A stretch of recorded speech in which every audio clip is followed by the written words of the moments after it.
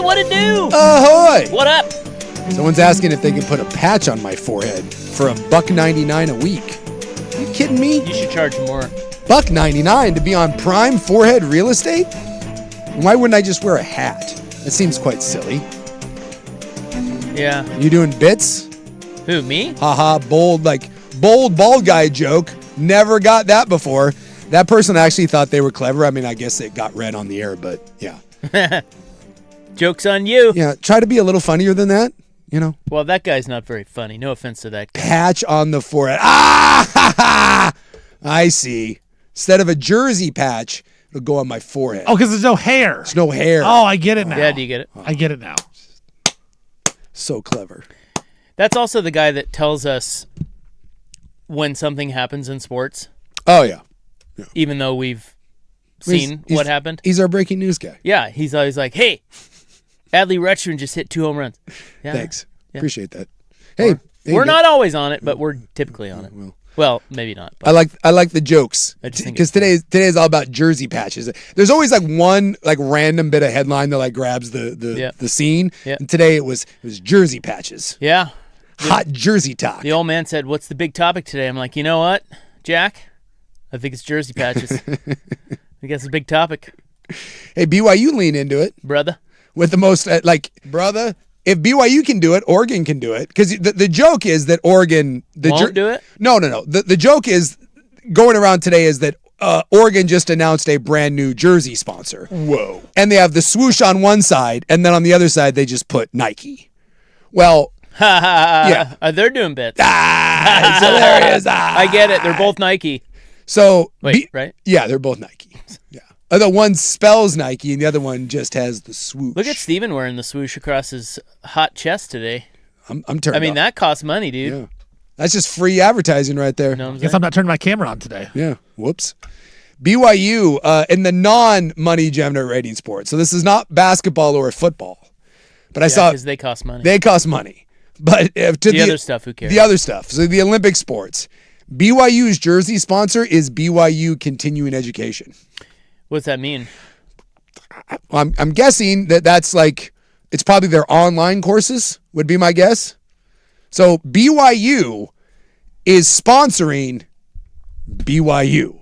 I'm assuming this is the Mormon Church putting their instead of putting the Church of Jesus Christ of Latter-day Saints, it's just BYU Continuing Education. But it's quite odd to see a jersey patch with the name of the university on the jersey. And if you're run by the church and the church is paying, it's a little odd. Well, I actually think it's smart. How's that? Because, well, one, they don't have a jersey sponsor anyway. No. But they will for the others. Well, okay, but you might as well put your own product on there. Oh yeah, it's BYU Independent Study. So yeah, it's BYU online classes. Yeah, it says it offers education for people who aren't traditional full-time students, as well as current BYU students who want more flexibility. It includes online courses, evening classes, certification programs, conferences, youth camps, and professional development. Yeah. Sounds stupid. It does. I just find It's for people who want to do it. So BYU couldn't find a better jersey sponsor. Seriously, it's for people who want to do it, but can't abide by the code. You know what I mean? Well, you know what I'm saying? That would have been for me. Like, could I do that? Yeah, you could. Could I go to BYU and They just would. do the continuing education? They wouldn't take you. You still have to be full-on celibate? Couldn't tell you. I have no idea. It's been a while since I've been in Why those. don't you know? It's been a while since I've been in those hallowed halls. So wait, I think it's smart because you put your own product on there. Yeah, but you're paying. makes sense. But you're paying yourself. Yeah, but well, you're otherwise it's nothing, right? There's nothing on there, so you might as well just advertise what you have. It helps. You couldn't find anyone willing to. No one wants to put their. You want to put your patch on the BYU volleyball team? There's a lot of Mormon businesses out there. Someone will put the patch. Someone will wear the patch. I think they're punting on this. I think they're saying, hey, here you no go. one wants this, so we'll just put our. They want everyone to feel included. Hey, they feel bad for the volleyball team or the baseball the baseball team, whatever. So here's a patch. yeah. BYU Athletics brought to you by BYU Continuing Education. Brought to you by the Church of Jesus Christ of Latter-day Saints.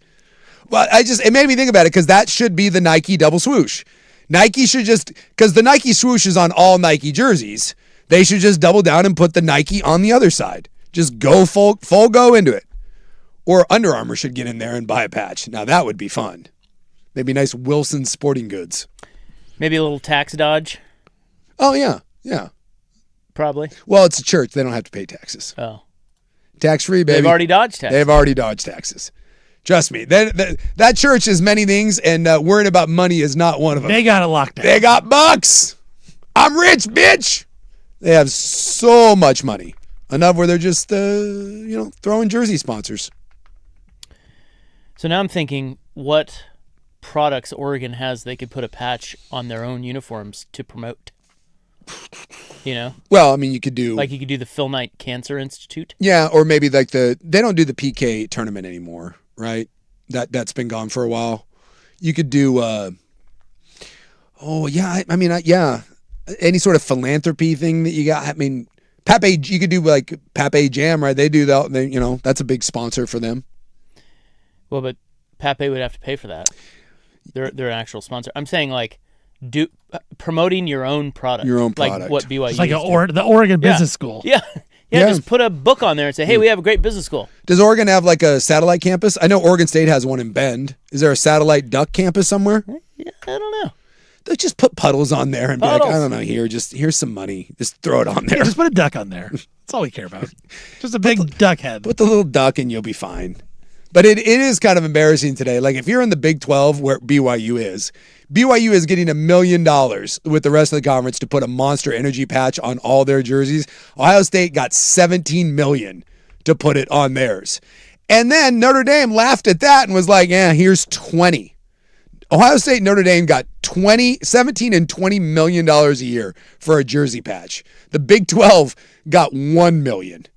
I mean, God, the Blazers couldn't even find a jersey Well, in sponsor. fairness to the Big 12, they got $20 million. It's just they have to split it across their teams. Think about that. Notre Dame got the same amount per year as the entire Big 12 conference. Notre Dame as powerful as the entire Big 12. Yeah, like what if Oregon baseball advertised on Oregon football's uniform? There you go. That's good. Well, like when Oregon track and field. Yeah. Right, there you go. They don't. I mean, do they need advertising? Well, no. I feel like track gets advertised. It's Tracktown USA, right? So just do that. Put Tracktown USA like Haywood Field on the football uniform. Call it good.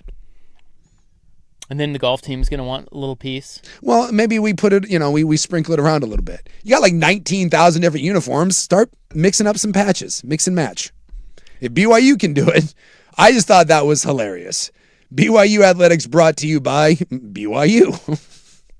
Yeah. One hand scratches the other. They're getting the word out about continuing education. Now, to be fair, we all learned something about BYU continuing education, as Rob put it, for people that want to go to BYU but still want to do it. Yep. It's kind of nice. Maybe they're transitioning into a little bit more lenient. You get to do it more. BYU now with 30% more doing it. Like new Coke. They have like a devil wing. New BYU. Ooh, I like the devil wing. Yeah. Just a little wing, just a little offshoot. Little slice. Just for those It's of you the devil campus. I may have been aware of that. They called that slice Orem when I was there. It's just like one town over. That's where the junior there college you go. was. Orem should advertise Yes. on BYU's jerseys. Well, yeah, because the junior college there is now, I think it's a full-time college. It's There you go. Utah JUCO. Valley. Orem JUCO. Oh, Yeah. okay. Utah Valley There advertises you go. on BYU's Yes. jersey saying, hey, if you want to do it, come here. You want to We're have just one town over. Exactly. A BYU education, but you get to get it in. Put it on there. Can you have a little, would it have enough room to say one town over, but our girls do it? It might be a little clunky, but we could. Not good. One I think it's town. good. I mean, yeah. Print the shirts. One town over, our girls put out. No? There's some work we can bring. That might be something for Chat GPT. Come up all right. with something there. Okay. Yeah. Yeah, Utah Valley. That's where Charlie Kirk was. That's where he got shot. Oh, you're right. Oh yeah, I forgot. Yeah, that happened. Like Way to bring it down. Yeah. Well, they still do it over there, but Yeah. Well, I That's hope like so. that doesn't stop them, does it? Dude, I lived like 8 blocks from where that went down. I completely forgot about that. Because I remember when that happened, I was like, oh, God, I know that. Yeah. Yeah. There was a good wing place right around the corner from there. It's like, I don't know if it's still there, but Wingers, it was a solid effort. That's what I think of. Or great wings and the girls do it. Sounds like a great place. Look, when you were someone like me and you were at BYU, you didn't date BYU girls. You dated Utah Valley girls. It was like if you met someone out and about, you're like, hey, where do you go to school? I'm in the Valley. Yeah. Like you're in the Valley. Oh, all right. Yeah, that's way better. How about, okay, so I took it to ChatGPT. Yeah. Are you ready for what they spit out for us? Yeah, what do we got? Utah Valley, no honor code, honor yourself. Except you don't want to honor yourself, you want to honor others. At BYU, I think you can. I think you're supposed to honor yourself. You want to honor someone else. Yeah. Utah Valley, college, your way. I like that. That's not bad. Utah Valley, your college, your rules. There. See, even better. That's even better. That's even better. Utah Valley, we grade papers, not social lives. Fantastic. Someone said in place of the Nike Just Do It, it can be Let's Do It. That's another good one. Fantastic. Utah Valley State, let's do it. Let's all do it. Let's all do it. Together. I like where this is going. At BYU, you can send me a finder's fee. I just sold your jersey patch for you. Utah Valley, where Friday night is up to you. Ooh, I like that. See, that's pretty good too. Yeah. Utah Valley, because not everyone wants a dress code. Yeah, BYU does have a dress code. They had a dress code. They got a beard code. All that stuff. Utah Valley, for everyone who toured Provo and said, maybe not. That's good too. All very good. Yeah. That ChatGPT, man. Yeah, they're onto something.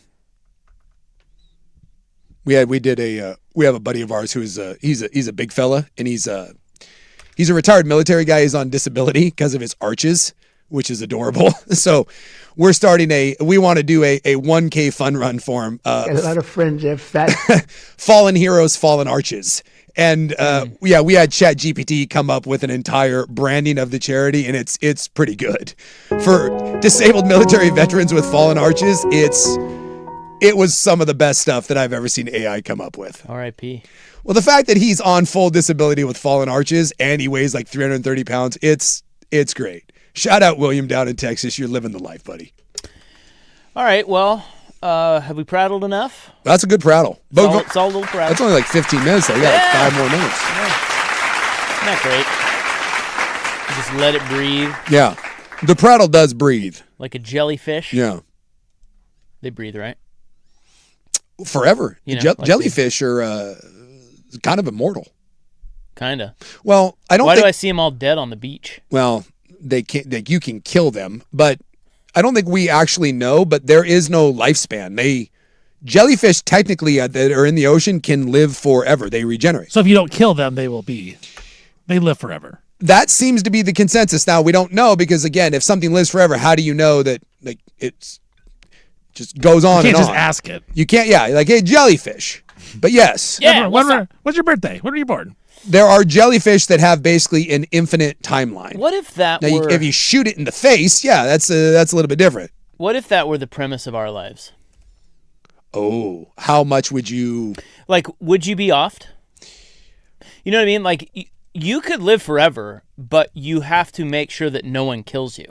Yeah, right here. So there's one specific jellyfish. They call it the immortal. Never mind. No, I know where you're going. It said it can live forever, but it can die from accidents or predators. So there is one. So yes, this is a good theory. If you were an immortal. Yeah. I think I could live a long time. So would you be extra? Yes. So like. Yes. No skydiving, no motorcycle, no nothing risky. I'm not that risky anyway. No yeah. You're not. But I'm saying like I just wouldn't piss anyone off. Like I'm fine like that. Like I'm good like that.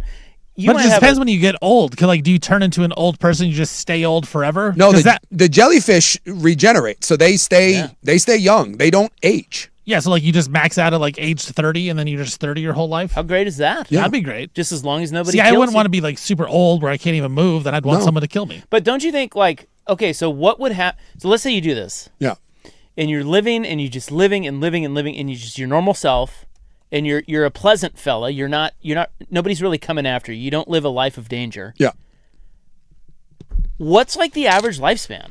Because eventually somebody's gonna get you. Yeah, like car say, wreck or right. You get a crazy ex-wife or something. I mean, you can poison anything, infection.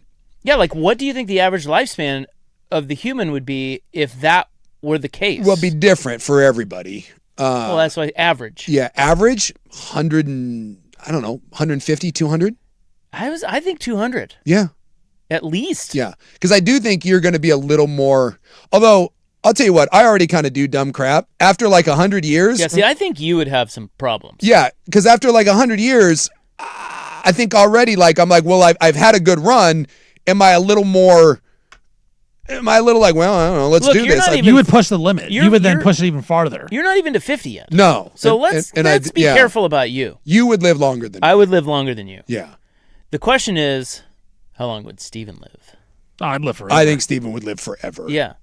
I don't do anything. You don't. No. I think I'm not doing anything dangerous. Steven could live a long... And no one wants to kill you. No. He's very affable.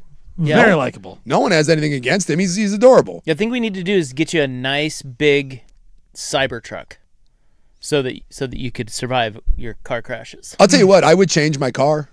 Yeah, absolutely. I would get a big... Right. Get a Cybertruck. Yeah, I have kind of I have a soy boy car. Like if I get in a wreck with a big car, I'm in trouble. Which I should probably just get a bigger car anyways. Like this is like, it's not making good decisions for longevity purposes. Yeah, you should do better things. Because you wouldn't want to die by car wreck. That's the thing. If you could live forever, you can help prevent the car wreck. Right. If I'm going to die, I want someone to just blast me. But I don't want to die from car wreck. Yeah, dude, that's... Yeah, I think you would live a long, long, long time. Because I'm not causing problems. I'm not going to do crazy things. I'm fearful that after a certain point, I would get real, like... You would push the limits. That's the thing. You'd be like, well, I just did this. I can do a little more. Yeah. I'm like, dude, do a little more. I'm like, I've seen so much. Like, all right, let's see where this goes. Yeah, I think I would do dumb crap. Hopefully it would revert back and I'd be like, dude, I can do... Because now I do it because I figure I don't think I'm going to live a long time. I don't think I'm dying when I'm 60, but I understand that more than likely I'm not living. There's a lot of miles on this. I don't think I'm living to 85. So I'm more inclined to be like, let's get out of this what I can. But if I knew I was going to live like 150 or 200, maybe I would dial it back a little bit and be like, Another thing is, how many people would just eventually get so bored with living because there is no end to it that they would just be addicts or like be really reckless? Yeah, I definitely, there's an element of that.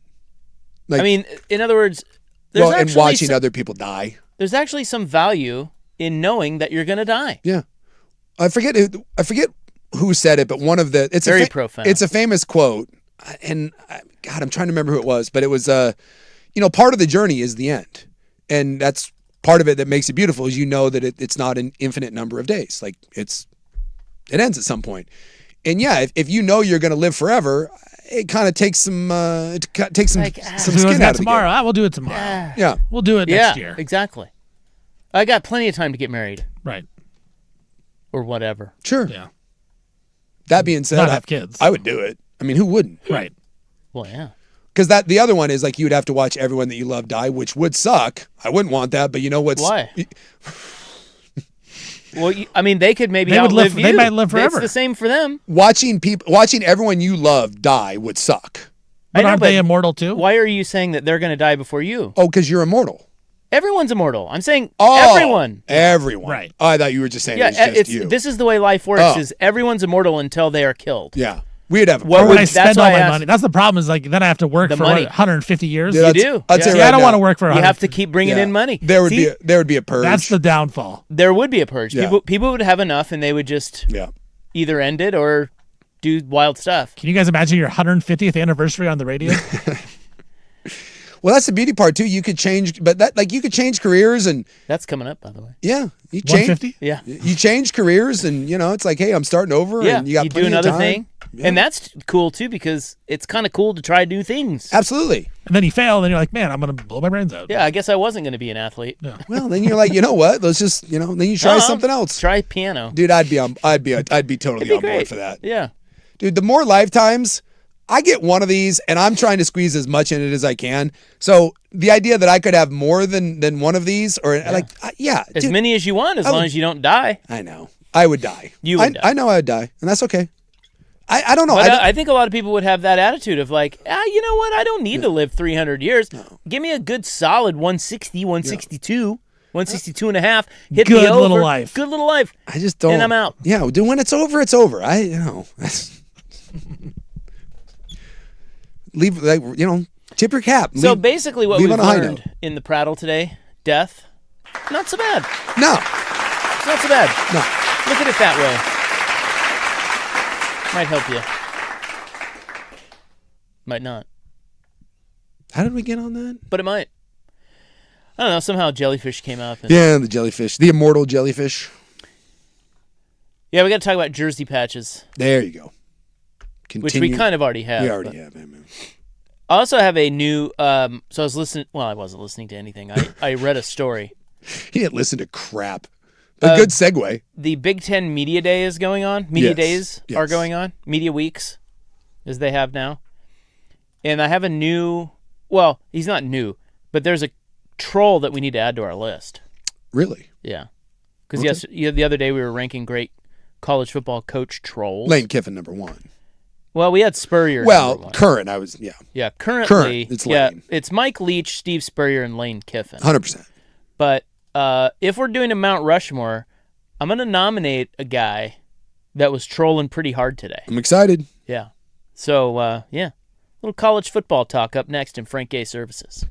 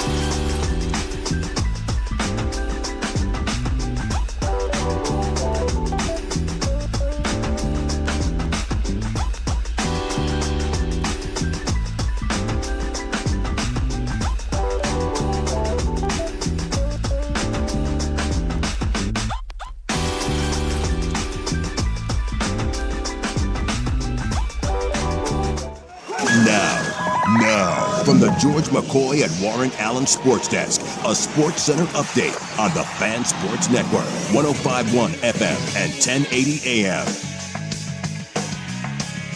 First on the Fan, Golden State Warriors and forward Draymond Green, they've agreed to a one-year deal worth $27.7 million. The contract is the exact same that Draymond had when he opted out of his deal in hopes that the Warriors could pursue LeBron James again to the Golden State, but they couldn't, so Draymond going back on a one-year deal. Philadelphia Eagles, they are signing their Pro Bowl defensive lineman, Jalen Carter, to a 4-year deal worth $152 million. Extensions worth up to $160 million if he hits incentives. Tampa Bay Bucks quarterback Baker Mayfield, he's reporting to training camp without a new deal.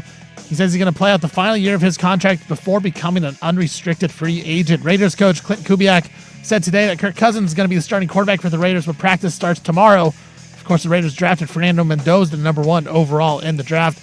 And the Green Bay Packers officially placed Micah Parsons on the physical and able to perform list, which means he is expected to miss the start of the season. I'm Stephen Vaughn from the George McCoy at Warren Allen Sports Desk. Don't call your mom. Call George McCoy at warrenallen.com. This is the Fan Sports Network.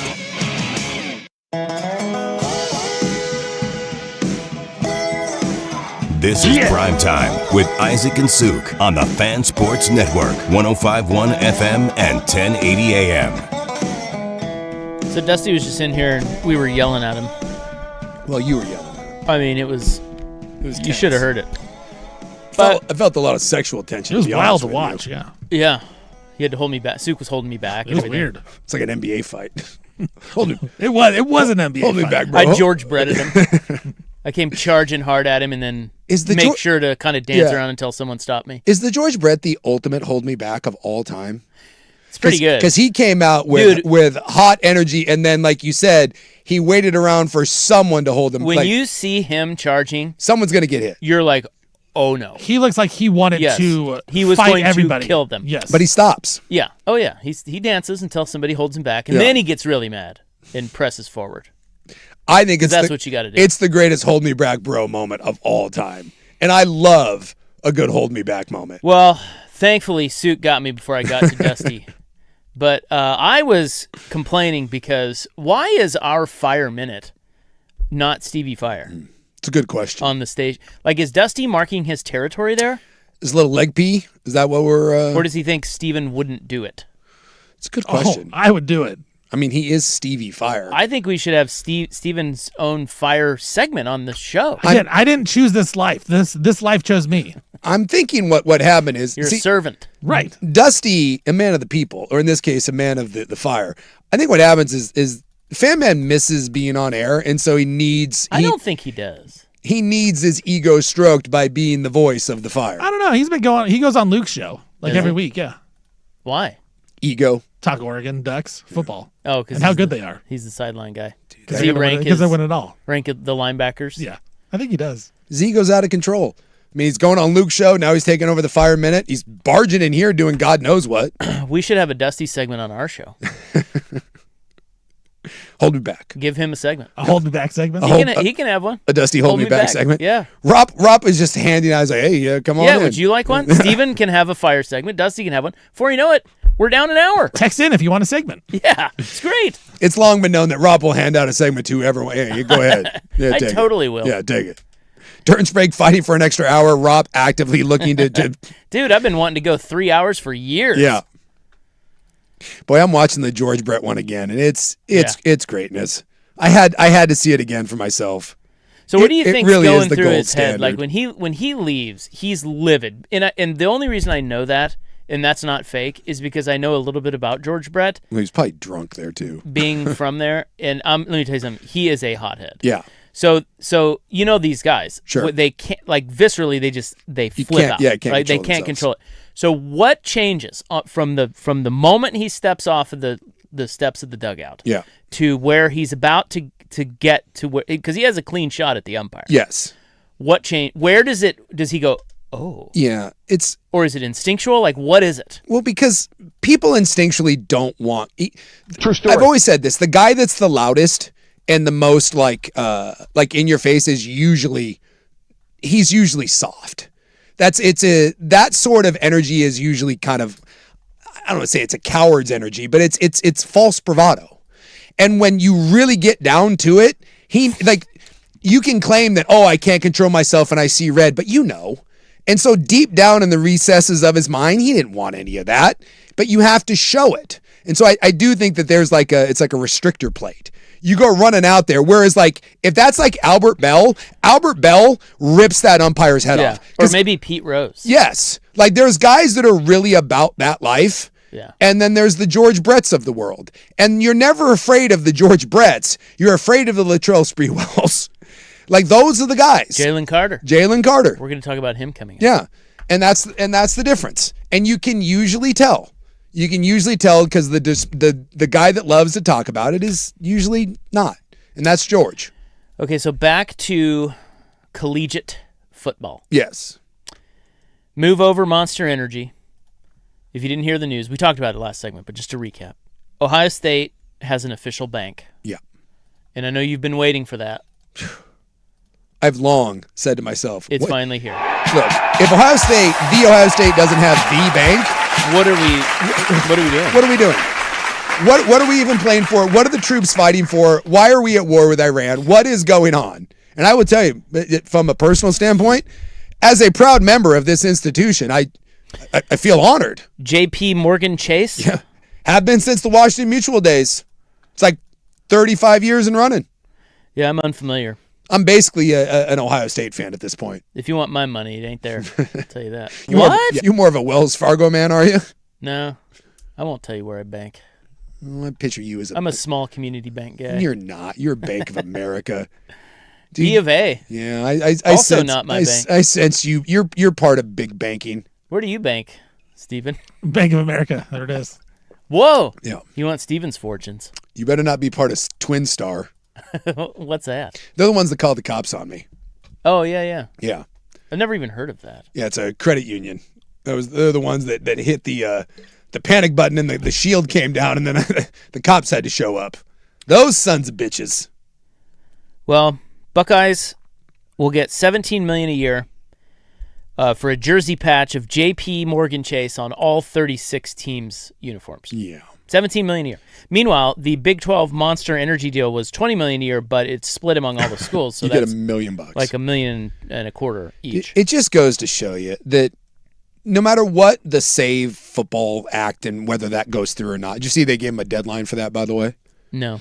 Yeah. So I kind of don't care about that. Yeah. Well, until it comes true. So some of this, I got one thing. Oh boy, Proclamation Tuesday. We're swerving. We're swerving. No, it is Proclamation Tuesday, and I'm going to proclaim something. Listen, you and I have been doing this a long time. Yes. Okay, and I know the ebbs and flows of the sports news calendar, probably better than most, as you do. Yeah.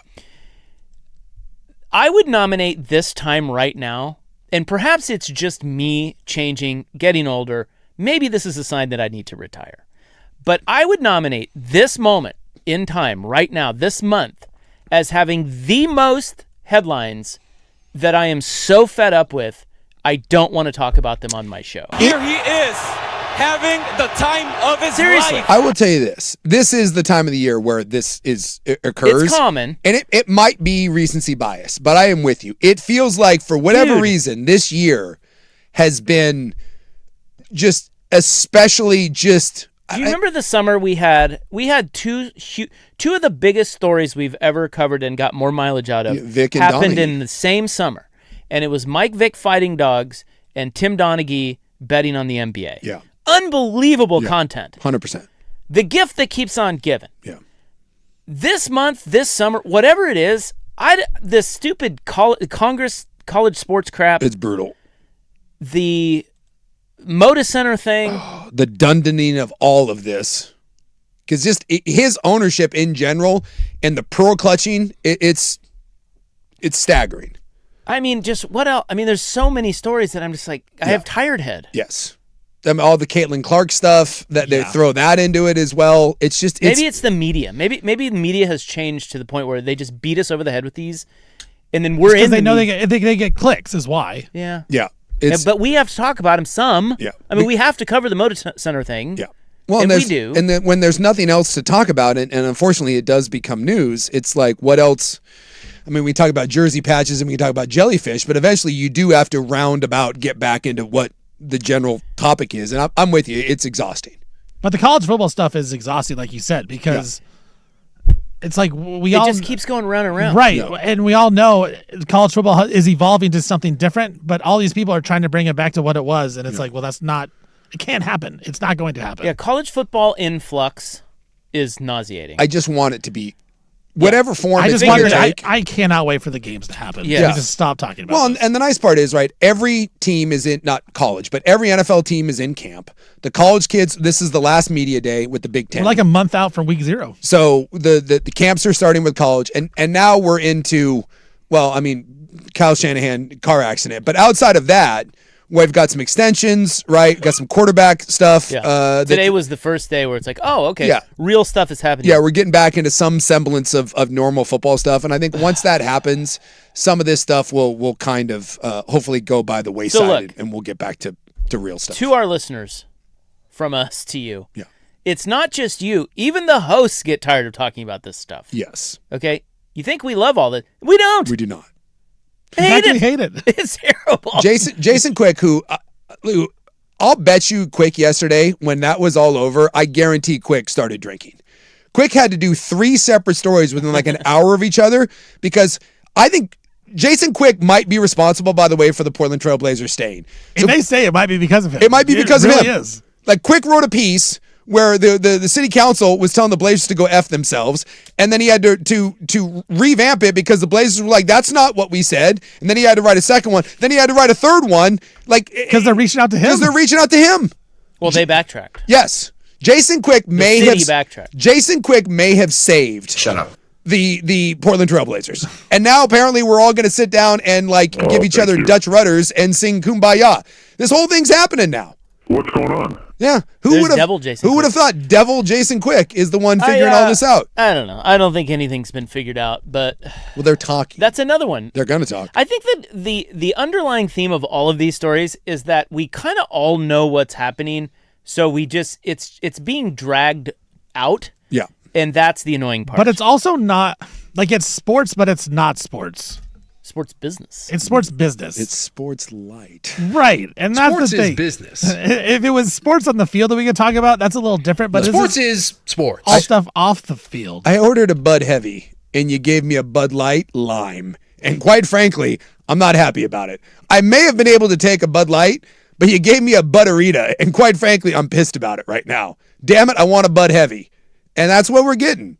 And hopefully soon, we're back to drinking a full-calorie beer. Yeah, somebody texted. Exactly. They said this has been one of the most insufferable sports years ever.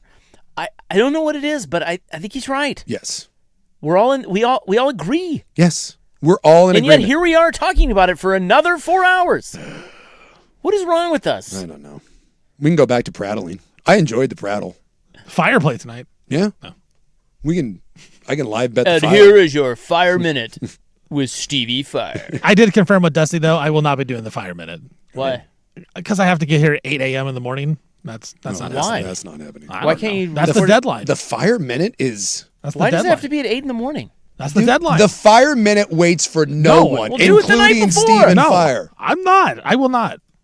That's why he knew. He knew knows. not to Yeah, ask. he knows. Yeah. He knows me already. Look at Rob trying to shortchange the fire minute. The people... Tell you what. How the- dare you? The people at 8:05 Our fire? demand I tell you what. their fire minute. Hashtag our fire. Get on board. I am coming in at 8 every morning, and I'm going to start doing it.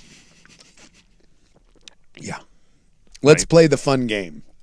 How much? How much that would cost? How much that would cost? Throw out a number. Dude, I will tell you right now. Nope. $10,000 would not get you to do it. No. No, it wouldn't. I would. Yeah, I know you would. I'm telling you, you could give Rob for the entire for the year. For the season? For the season. You're not doing it. Double your salary. You're not doing it. Double my salary? He would do it. I would do it. Okay. Yeah. Yeah. Oh, you bet. I'll But be 10 G's, Rob would look right at you and be like, no. I'll get in the, I'm getting the baseline Yeah. here. yeah. Somewhere in between those two Yeah. is Yeah. probably, All right. There's a sweet spot in there. yeah, a good chunk of money. I'm not going to turn that down. It's No. easy. I just have to get here.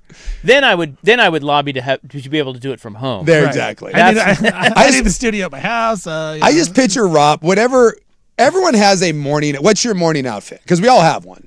Oh no. I was gonna say I'm wearing it. No, I'm not. What's the morning? I don't know. outfit? Just a t-shirt and shorts. T-shirt and this shorts. time of year. Flip flops, perhaps.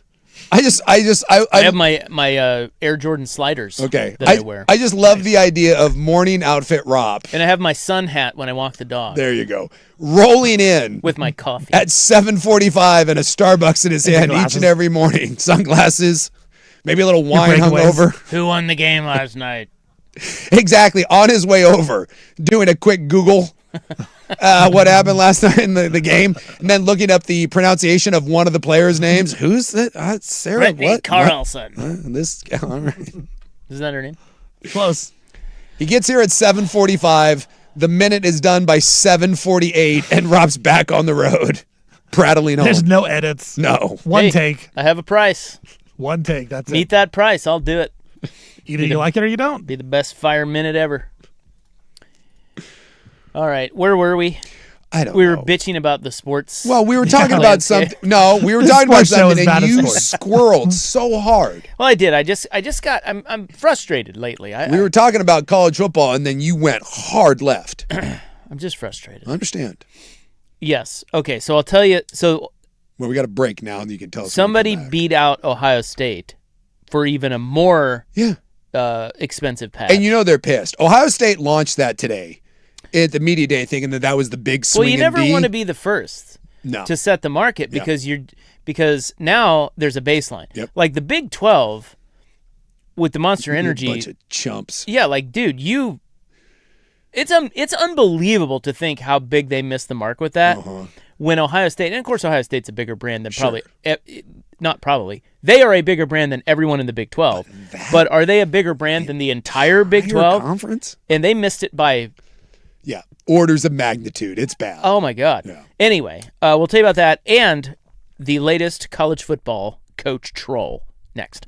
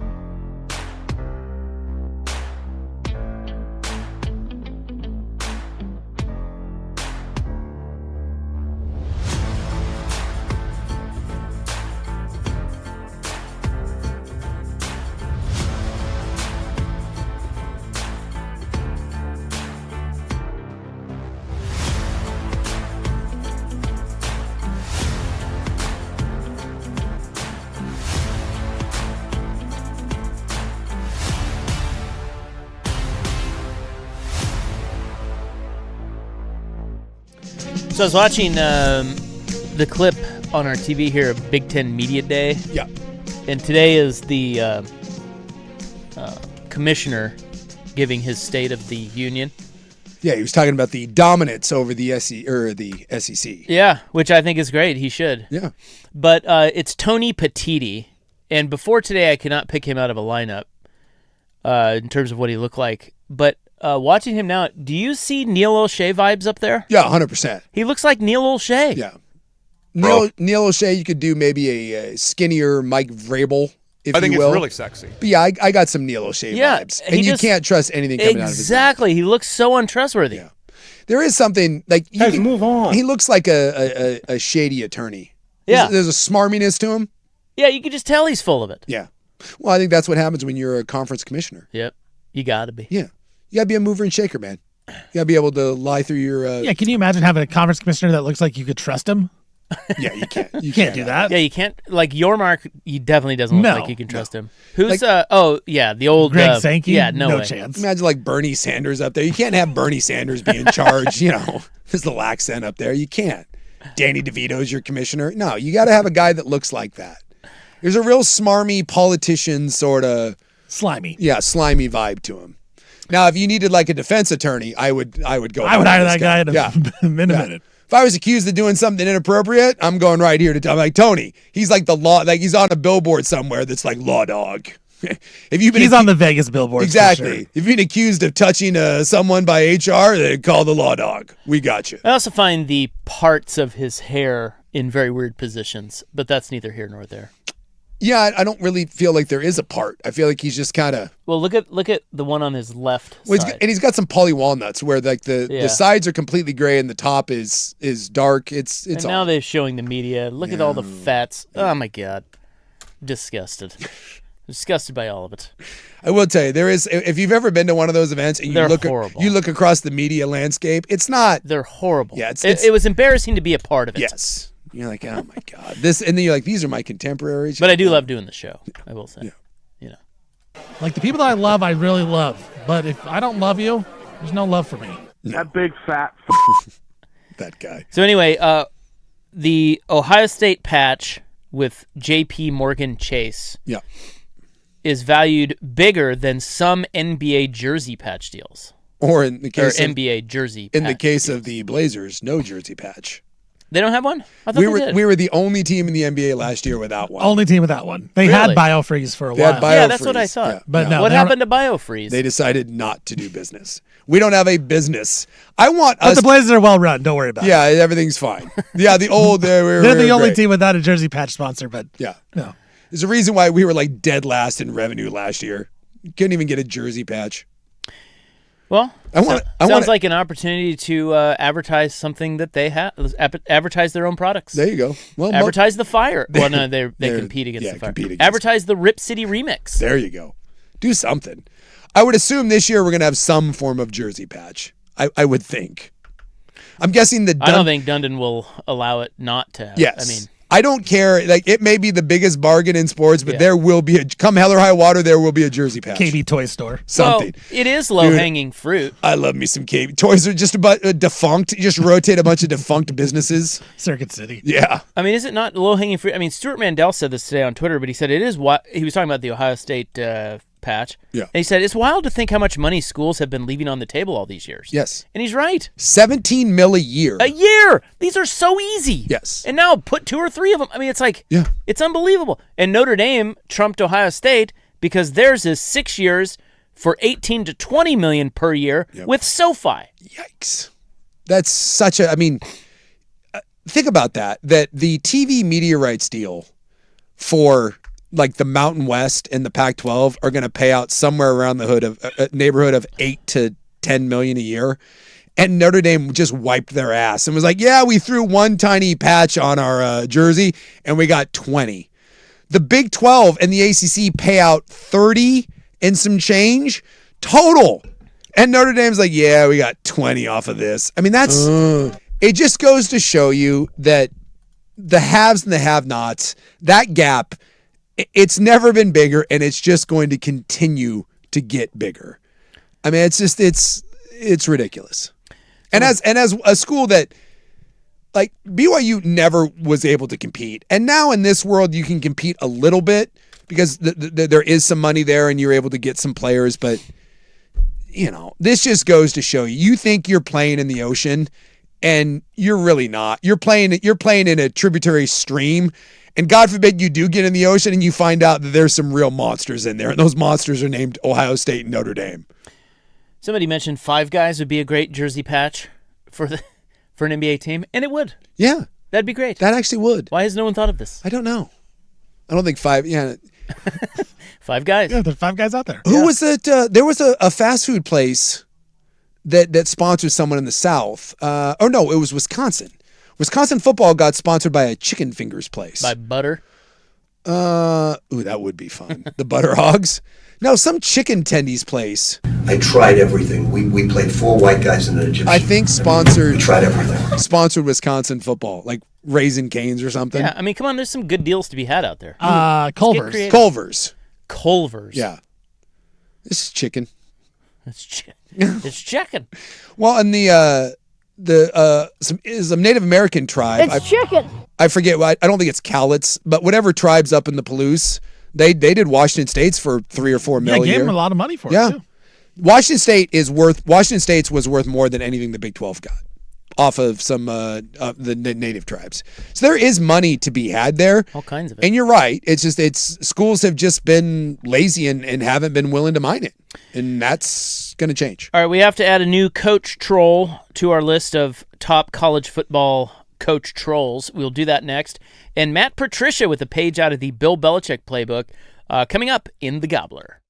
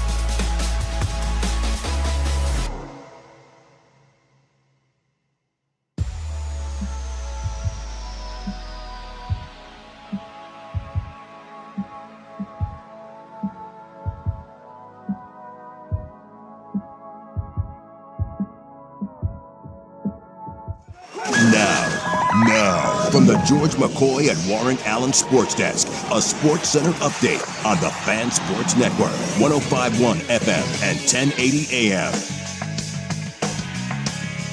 First on the Fan, Golden State Warriors and forward Draymond Green, they have agreed to a one-year deal worth $27.7 million. It's the exact same contract that Draymond had before he opted out of it because he wanted to free up some cap space so the Warriors could pursue LeBron James. Once LeBron went to Philadelphia, Draymond re-signs with the Warriors. Philadelphia Eagles, they are signing two-time Pro Bowl defensive tackle Jalen Carter to a four-year deal worth $152 million.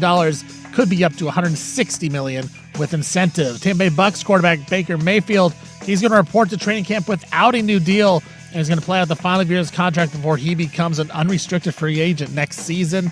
Raiders coach Clint Kubiak said today that Kirk Cousins is going to be the starting quarterback for the Raiders when practice starts tomorrow. Of course, the Raiders drafted Fernando Mendoza, number 1 overall this past year's NFL draft.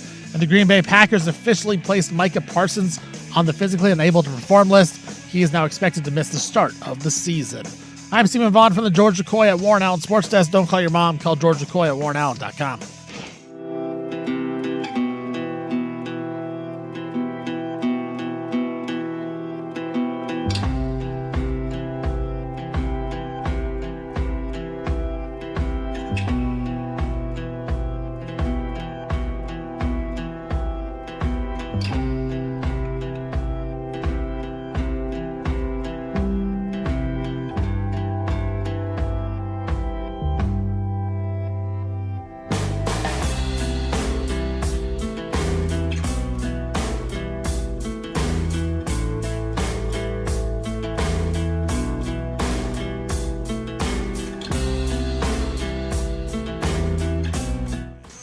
All right, welcome back. Time for the Gobbler.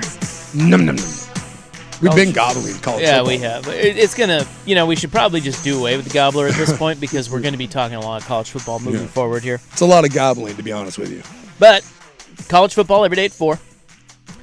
And today it's Big Ten Media Day, or at least one of them. One of the week-long festivities that is Big Ten Media. And I'd like to nominate, we forgot a troll. The other day we were talking about great college football coach trolls. And I feel like Dan Lanning's pretty good. He's low-key. Sure. But he's pretty good. He'll take some jabs. He will. We nominated Steve Spurrier, Mike Leach, and Lane Kiffin as the top 3 all-time. And it's very hard to argue with that. Sure. Might I add to the list Brett Bielema? What an exciting time. Yeah, Brett's had some kerfuffles over the years. He loves to take shots, and today he said the SEC wants to live in 2005 forever. And I thought that was fantastic. This coming from a guy who got ran out of the SEC, but just saying. Yeah, but whatever. Yeah. I tell you what, he's pretty fun. Is he so looking at him, he's all tan, looks like he's been fishing all summer. So the question becomes, is he oranger than his tie? He's close. Has he now officially gone full Illinois, and he's the color of the school? He looks like he's watched no film or anything over the offseason. No. He looks like he's been golfing and fishing. Yes. And he looks very happy and rested. Yeah. Dude, that guy's big as a house. Yeah, he's a big boy. Yeah, he is. Anyway, I don't know. He's a good troll. I thought he was great today. If you heard any of his comments. Yeah, Bielema will. He's not afraid to stick stick it in someone's spokes. Whoa. He'll, he'll poke the bear a little bit. Afraid of what you were going to say there. Nope. I thought about it. I was like, nope. Ducks, I think, play Illinois again this year. I believe you are correct. They have to go there. Right in the butt? Yes. I think that'll be the first That's time. a mean trip. I don't think they've. Is it mean to Champaign, Illinois? No. You know what?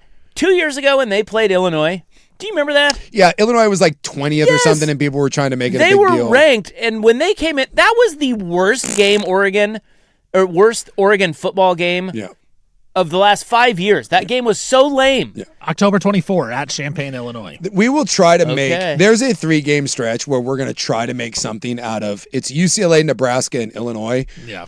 We're going to have to do you never know. You never know. And, UCLA. And Bob Because that'll be Chesney coming off of a win probably at USC. at USC. And so they'll be like, oh, well, Trip. what's that? Watch Yeah. out. Sneaky trip after this USC game. You got Gar- 3 in a row. Guarantee we're going to have to listen to that rhetoric of, these Do you remember that teams. game, though?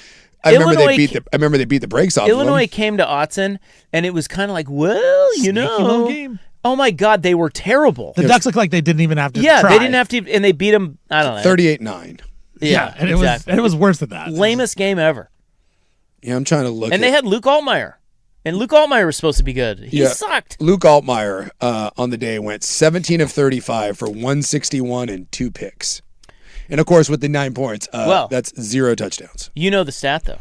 What's that? This is the great stat. Okay. Love a good stat. Oregon against teams who have not played in the college football championship final. Okay. 37-0. Yeah. Last 3 seasons. Yes. Yeah, for the 3 years. 3 seasons. Yeah, because they lost that a couple years ago. They lost to UW twice, and UW went and played in the national championship. Yep. Lost, Yep. and then Ohio State. Yep. And Indiana. That's it. So they have not lost to a team No. outside of the college football playoff final in 3 years. This is why, I push back on the. And look, I totally get the idea. But watch out in Champaign. Exactly. Stop it. Nebraska, watch out. I understand the Dan Lanning hasn't won anything. I get it. But there's a lot of coaches that it takes a long time to win a national championship. I think the average coach is like 9 years. Saban, Kirby Smart, all those guys. So yes, he hasn't won a national title yet. And until then, you can certainly be critical of him. But every year since he's been at the helm, they've gotten better. And every year they recruit better. And every year they get more talent. And every year they mine the transfer portal. And it's getting better and better and better. So until they show me that they're losing to the Illinois and the Nebraskas of the world, why would I just don't concern myself with those games. I'm sure somewhere along the line it's going to happen. But well, they almost got tripped up at Iowa. Yeah. And they almost got tripped up at Penn State. Yep. So it can happen. Although Penn State at the time was a top 10 team in the country. Yeah, but Iowa wasn't. Iowa was not. And that game, yeah, they had to pull that out. And I always say this, at the end of the year, I call them the witches of November. And there's always, any team is going to have one of those games where kind of, by the skin of your teeth, and yet Oregon has shown a resilience in those games. And one, it's resilient, and then the other one is just when you're that much more talented, and that was like the Boise State game, right? Boise State, their starters were better than Oregon starters. But when you get into the fourth quarter, you get into special teams, that's when depth comes into play. And Oregon's depth and their athletes were just better than Boise State's. And when Oregon walks on the field, unless your name is Ohio State, Michigan, maybe SC, there's going to be a huge talent gap. So not only do you play better than Oregon, you really need Oregon to play down, and you kind of have to have a confluence of events because their talent level is just going to be, and this is the same, by the way, it's not unique to Oregon, it's the same for Georgia and Bama and schools like that. Your talent level just gives you a bunch of wiggle room that the Illinois and the Nebraskas and the Northwesterns of the world don't have. And that's why teams like that usually don't stub their toe against the also-rans in the conference. So Bielema was also talking about how, he stated the obvious. He said, the SEC wants to live like it's 2005, but NIL and the transfer portal obviously changed the game. But he did say, so the Big Ten is on an offensive regarding the middle of the pack, or the middle of its league. Yeah. Like the SEC's argument is, and I think they have a good case. The depth.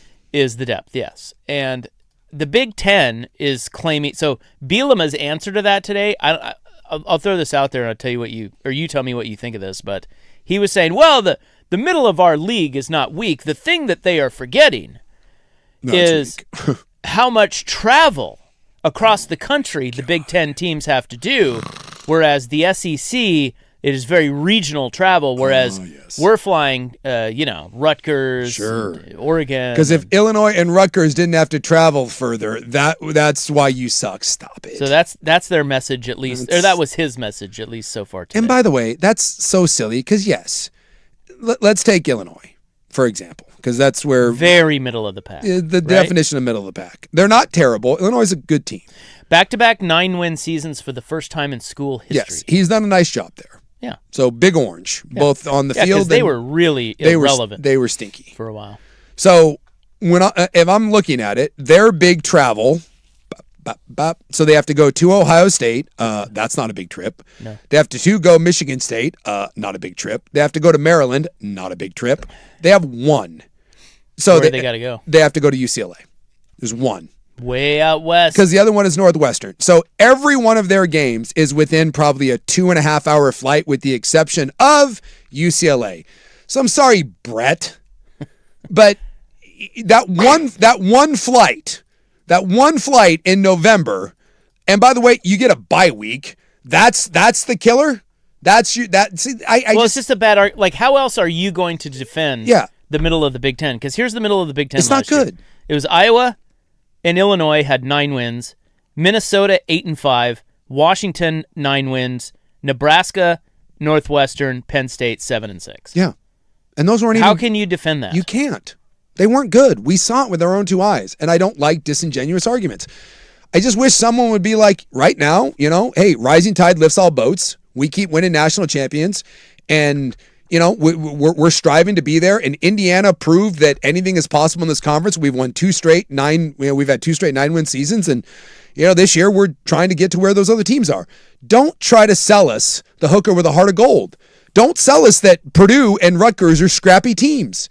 Don't try to sell me that let UCLA and Bob Chesney do something before you tell me that UCLA is going to be a scrappy out. Why? Why do you think that? Wait until they do it. You get a pelt on the wall, then you can tell me about it. Middle of the SEC, Oklahoma 10 wins, Vanderbilt 10 wins, Missouri 8-5. Now I'm taking the same spot in the standings. Same so spot, that's yeah. Missouri 8-5, Tennessee 8-5, LSU 7-6. Yeah, way better. It's better. It just is. But Big Ten, all the Big Ten should do is just simply point to and be like, dude, we've won 3 straight national titles with 3 straight different teams. And we have another team that's going to be a top 3 team in the preseason and a favored to win a national title. So, hey, SEC, like when you won national titles, you got to claim you were the best. Well, win one. Like you scoreboard it. You don't have to come up with horse crap arguments. You have the best argument. They could be a little deeper this year. Because it is a year-by-year thing. Sure. Like if you think about, so Indiana, Ohio State, Oregon, up at the top. But then if you think about USC, you think about maybe Kyle Whittingham's potential at Michigan. Sure. Iowa's always kind of right there. Mm-hmm. If Washington takes a step forward, maybe Matt Rule finally figures something out. And then what does Matt Campbell do at Penn State? Matt Campbell at Penn State is pretty interesting. And their schedule is pretty easy at Penn State. Yeah. Like that's a potential 10-win team that I think you're right about that. Like they could maybe sneak into the tournament. Yeah, if you look at their schedule, they could be soft. 10-2, and then you would say, well, should a 10-2 team from the Big Ten make the playoffs? Probably. Yeah, check this out. And they have an argument. Oh God, dude, it's easy. This sets up to be 10-2. Yeah. Marshall, Temple, Buffalo, Wisconsin, Northwestern. That should be 5-0. Should be 5-0. Should be. Yeah. And then you got Then you got tough USC and at Michigan. Yep. So on the road. USC at home. Michigan. See, they could beat USC. If you split those, you're 6-1. 6-1, and then you finish with Purdue 7 at Washington. That's tough. Let's give them a loss. They're going to stumble. Okay, Let's go 7-2. 7-2. And then you finish with Minnesota, Rutgers, 8, and Maryland. 9, 10. And could easily be 11-1. And I'll tell you right now, 10-2 at Penn State gets you in the postseason. Right, dude. And that'll boost up the Big Ten. They are handing you a spot in the college football playoff. But then what's going to happen is they're like, oh, they're not that good. They're just a product of their schedule. And by the way, that may be true. And right, because they could go and just get exposed in the playoff. Well, that happened to Indiana. Indiana went 11-1. I'll go back and look at that year, but they played nobody. The one team they played was Ohio State. Yeah, I wonder if that schedule does compare a lot to the Indiana 2 years ago. And Ohio State dog walked them. Right, but they were 11-1, and they got in, and then in the postseason, Notre Dame alley whipped them too. So, look, I'm not saying that's like that's fair. But it's the world we live in. If you go 10-2 or 11-1, you get in. Plain and simple. Well, I'm just saying that they could be a little deeper than they have been the last couple of years this year. Oh, yeah. I think some of those coaching, like seriously, I think the coaching changes really good in the Big Ten. Yeah. Matt Campbell going to Penn State, Whittingham, Michigan, Chesney, everybody loves that one. Yep. There was another one. Fitzgerald. Yeah, that's a good move. Dude, Indiana that year didn't beat a ranked team. That's what I'm saying. Like Penn State, you're right. Penn State has it on their plate to go 10-2, maybe 11-1. Indiana played one ranked team and they lost 38-15. Hey, they got Rocco Becht, so Rocco. Oh, Rocco. I think the drop's better. Rocco. Oh my Rocco. Oh. I'll tell you right now. You're more committed in the drop. Oh yeah, I can't. Then you were there. You faked it. I faked it. Yeah. That was Fake. It's insane. Fake. I didn't have full Joe Klatt, but I promise you, if they go 10-2, somewhere Joe Klatt will be touching himself thinking about Rocco. And by the way, they will go 10-2, and this is my prediction. They'll be 10-2, and Rocco will have thrown for 1,800 yards, 13 touchdowns, 7 interceptions, and it'll be like, he's a gamer. Toss out the numbers when Rocco's there. You know, because when it matters the most, he shows up. Because he's a son of a player. Exactly. Rocco backed. I think we all know that about him. Clearly. And now that he's at Penn State and he's a scrappy white guy, by the way, Watch him light it up. How far off was I? So this was last year. This was Rocco. 2,500 yards. So I shortchanged him a little bit. Yeah. I shortchanged 700 more than you thought. 16 touchdowns, 9 interceptions. Okay. Dude, I was like, the definition of solid. Dude, I was spot on with my Rocco.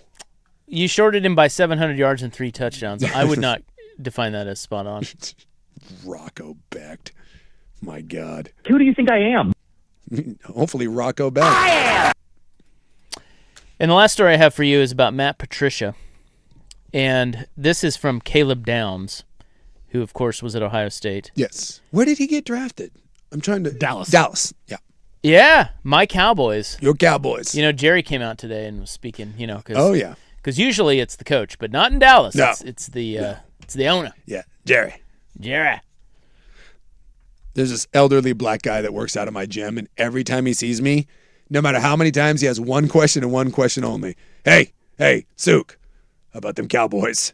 And I say the same to him every time. I'm like, oh, they're going to be all right.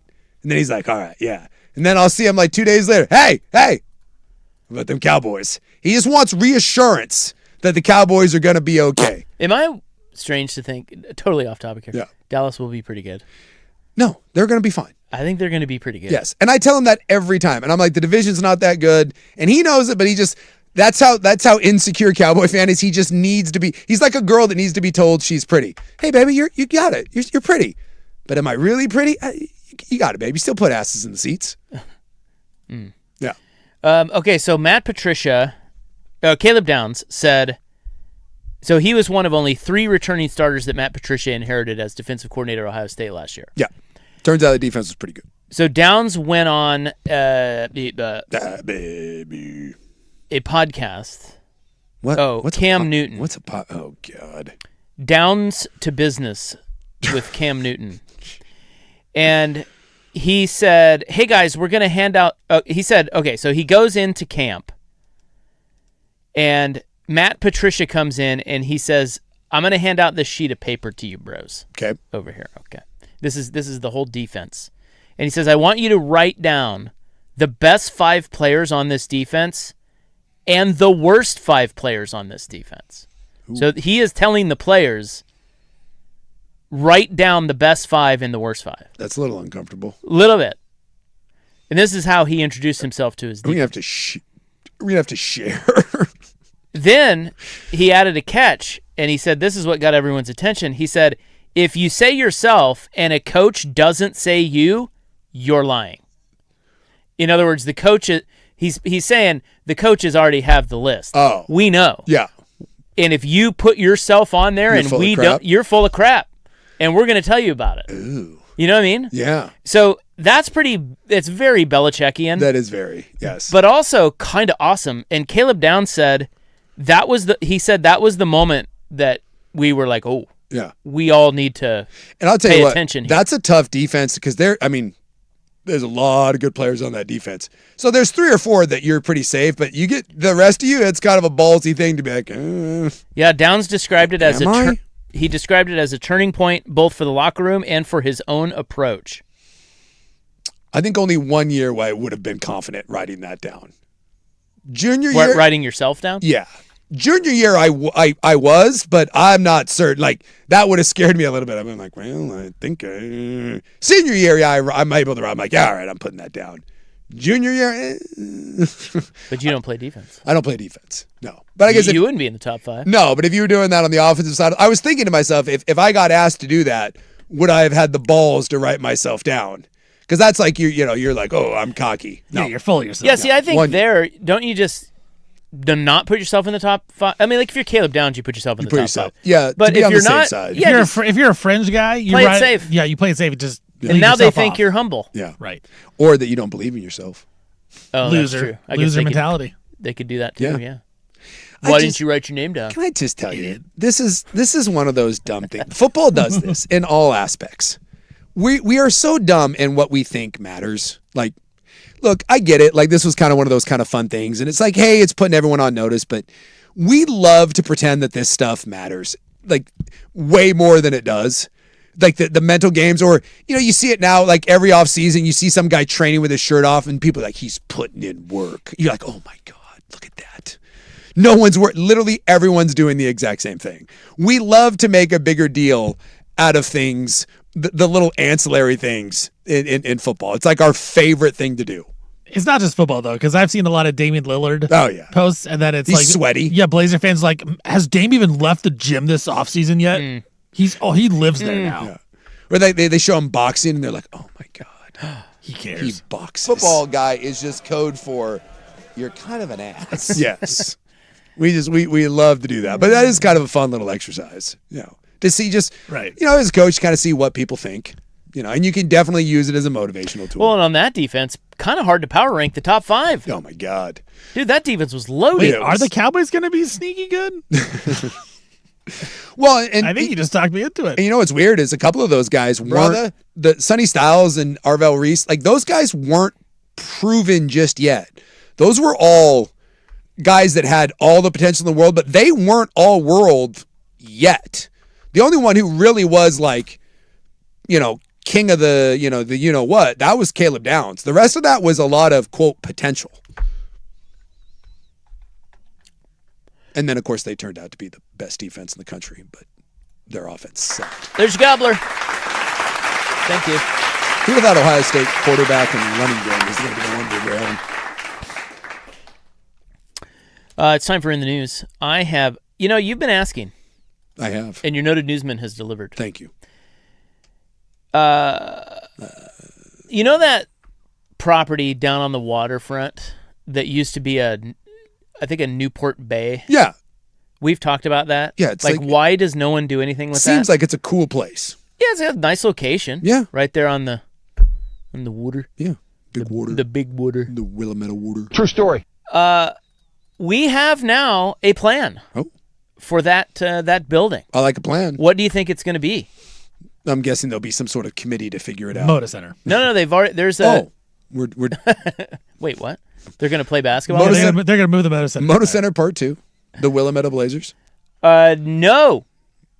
Lesbian vegan bookstore. Close. Next.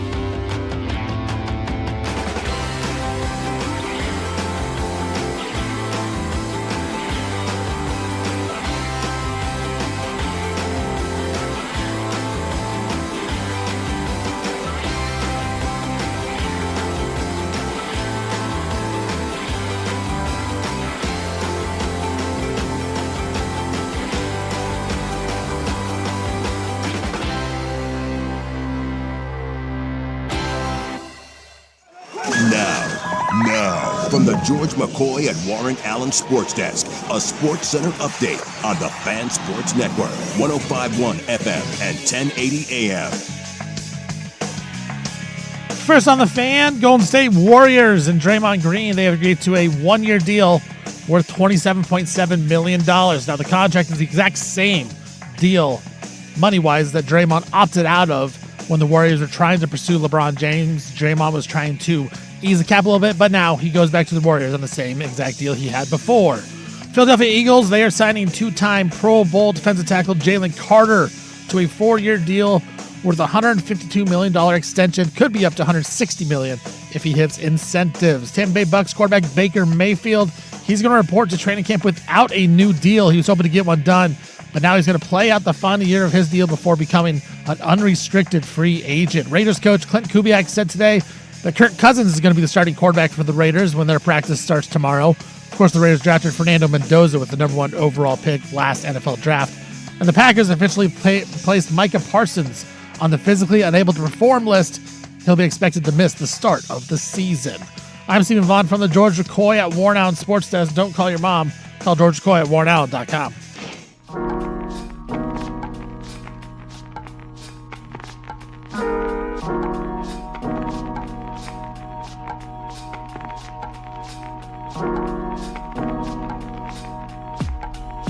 AM. It's called sports. Hi, it is July 28, 2026. It is time now on our show for the news. I am your noted newsman. By the way, Is that Matt Campbell? yes, I was just about to point that out. Is he doing... He's more orange than Brett Bielema. Oh my... Is he doing blackface? That's uncomfortable. He's just very tan.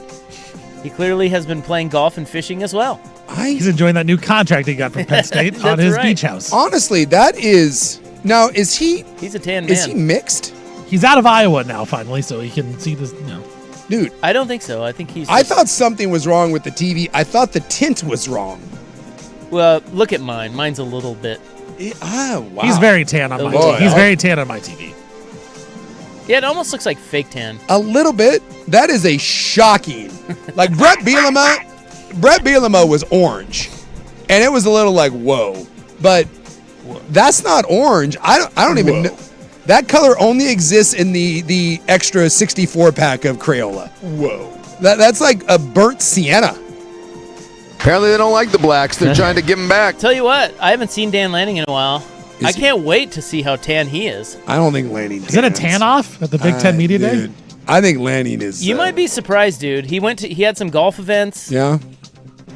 When he took that shirt off, there was a lot of white.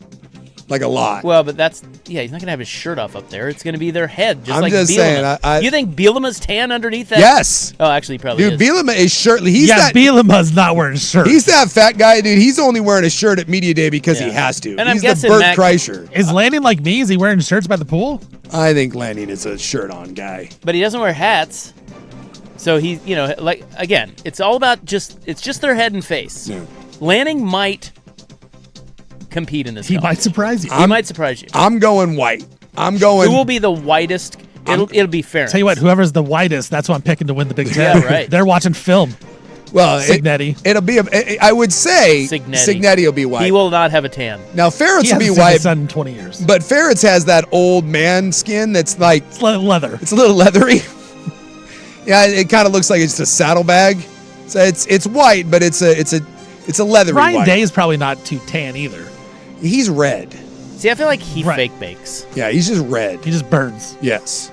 Smell. That's like me. He's like the inside of barbecue pork. What an There's opportunity. that red crust to it. You can sleep when you die. Well, if Lanning shows up tan, we're going to have to change his name to Tan Lanning. I see what you did there. Thank you. I'll be here all week. He's gonna show up with at least 2 Zins in for Big Ten Media Day. You know what? I'm going to cook on your grill. Today, I can't stop looking at Matt Campbell. It's distracting me so much. it is National Soccer Day. Oh, go footy. Our Timbers, our Thorns. I feel like we're almost over soccer because World Cup's over. I certainly am. It's the MLS, man. We got next. That's right. Sorry. I think that's the WNBA slogan, but it can work for any of those leagues. the MLS was "We'll take it from here." We got it, boys. We got it. Hey, I don't need this negativity out of you. Do they? Our timbers. Do they? Our timbers. That's right. It is also National Hamburger Day. Oh, who doesn't love a tasty hamburger? So many good ones. I feel like the hamburger, I think we've maybe talked about this before. I feel like it's a little bit more obsolete. Well, it's just a cheeseburger. Yeah, it used to be that you would, don't you remember as we were kids? Yeah, you if ate you egg? go to a restaurant, Yeah. they would offer a hamburger and you'd have to ask for cheese. No one gets like a the hamburger. cheeseburger wasn't a thing. No. It was a hamburger. Yeah. Now it's just cheeseburgers. I've never seen anyone offer a hamburger. The evolution of the cheeseburger hamburger is great. Yeah. So people just finally figured out. They finally figured out Yes. that cheese is better on a. Well, if the I'm burger's better with cheese on it. If we're having people over at the house and I'm cooking burgers, it is not who wants cheese. It is who doesn't. Does Right. anyone not want cheese? You assume everyone wants Yeah. cheese. Yes. The only question is what kind of cheese. That's it. How many slices? 7. Well, because if you do a double patty, do you go 2 slices? Do you go 1 in the middle? You know, there's variations. Juicy Lucy. Yeah. Do you do double patties when you're grilling? I just do. do multiple burgers. No, because I don't try to. I try not to eat the bun. I'll even do like one top bun, and I skip the bottom. So yeah, I do multiple patties, but I don't do the. I save myself the buns. Whoa. Okay. I told you I would tell you. You asked, and I have delivered the news of the application that has been filed with the city on what will be done with that old floating restaurant down on the south waterfront that used to be in Newport Bay. So I went lesbian vegan bookstore, possibly also selling unicycles. So that thing has sat empty forever. Yes. And it's such a cool location. It seems like a cool spot. Like, Yeah. I remember eating at Newport Bay a few times, and this is cool. You walk down the ramp, and you're floating on the water, you know? Yeah. Sit outside if you want. Didn't think much of Newport Bay, per se, but, you know. Maybe a Long John Silver's could go in there. Nice setting. Catch Like it. a little boat drive-through. Yeah, catch of the day. Like one of those, like where you have like for whatever, like there's netting on the outside just for like some accoutrements. Okay, so the application filed with the city shows that the structure could house 2 new saunas and a wellness cafe. Oh. Down there. So this is part of the, we're all trying to be healthy now. What is a wellness cafe, by the way? Like, what do you... And there's 2 saunas in there? Like 2 or 3 permanent saunas. So it says... So it's one business, but just Yeah. there are multiple saunas. It says an application filed with the city shows the restaurant at 425 South Montgomery Street, which that's interesting. It doesn't have a street, but okay. Well, it's got a bay, a dock. Off of South Waterfront Park could become a wellness cafe with 2 or 3 permanent saunas attached on the nearby dock. Okay. It's unclear who is behind the development. Scott Edwards Architecture and Cousins Studio have been tapped to design the project. The building is 4,542 square feet, and the dock, both of those, are owned by the Oregon Department of State Lands. Oh, I can't say I knew that. The building housed a former Newport seafood grill, but has been empty since the restaurant closed several years ago. So basically, you go in there, it's going to be you sit in a sauna, and then there's like a cold plunge, and then you like hyperbaric chamber, and then you get some sort of B12 infusion. And there's probably a counter with other stupid products they'll sell you. Yeah. And then I take like a yoga class, I rebalance my chakras, and I don't know, something like that. It's, by the way, that's going to fail, just so you know. Guess how much they sold that thing for? Well, it's Portland, so I'm going to say it's not a lot. I mean, for God's sakes, they sold that thing for like, I don't know, $500,000. $800,000. Okay. It says the property had been listed for $800,000. Yeah, whatever they're doing this wellness spot, that will fail. No one's going down to the waterfront and then walking down on there to like go get a coffee enema and a sauna. That's not happening. Well, there are a lot of people that live down there, that live, like within walking distance of it. Sure. So that's probably what they're trying to tap into. A study conducted by Eco Northwest found that recreation around the Willamette River generated roughly $121 million each year in visitor spending and around $190 million in additional recreational value. This development is one of the latest to activate the Willamette waterfront. I just feel that it's threading a needle, a really, really tight needle. Like, the idea of, I know that everyone's into wellness, but as someone points out, wellness cafe, overpriced juice drinks, and cookies made from floor sweepings. Yeah, I don't see it. Because a lot of people that are roaming around down there, that's a hoity-toity business. And I'm not certain that the waterfront right down there is necessarily the hoity-toity crowd. Yeah, I mean, there's some nice apartments, like nice condos. Yeah, down around there. the corner. You got to walk amongst the stinkers, though. I think they're used to that. By the way, this is... if they rollerblade their way in to get their coffee enema. This is not the city's first floating sauna. Oh, yeah? No. And that is where... Can I go? You guys don't know? Where can I go get is there one like on the Portland Spirit? There's one on the Columbia. Okay. Opened at the end of 2025. And it's operated by Ebb and Ember. It is at the Elevated Tides Marina. Again, that sounds like a... How about that? Yeah. All right. I guess that's if you... Who's fired up? The fact that it's at some sort of yacht marina, I suppose that's what you're looking for. Like you get off your yacht and then you go to a wellness spa. Cool. Someone said it's the sauna for the street men. It's all fun and games, so the street men take up residence on your dock. I want it to be successful because I want things to work in Portland, but I'm skeptical.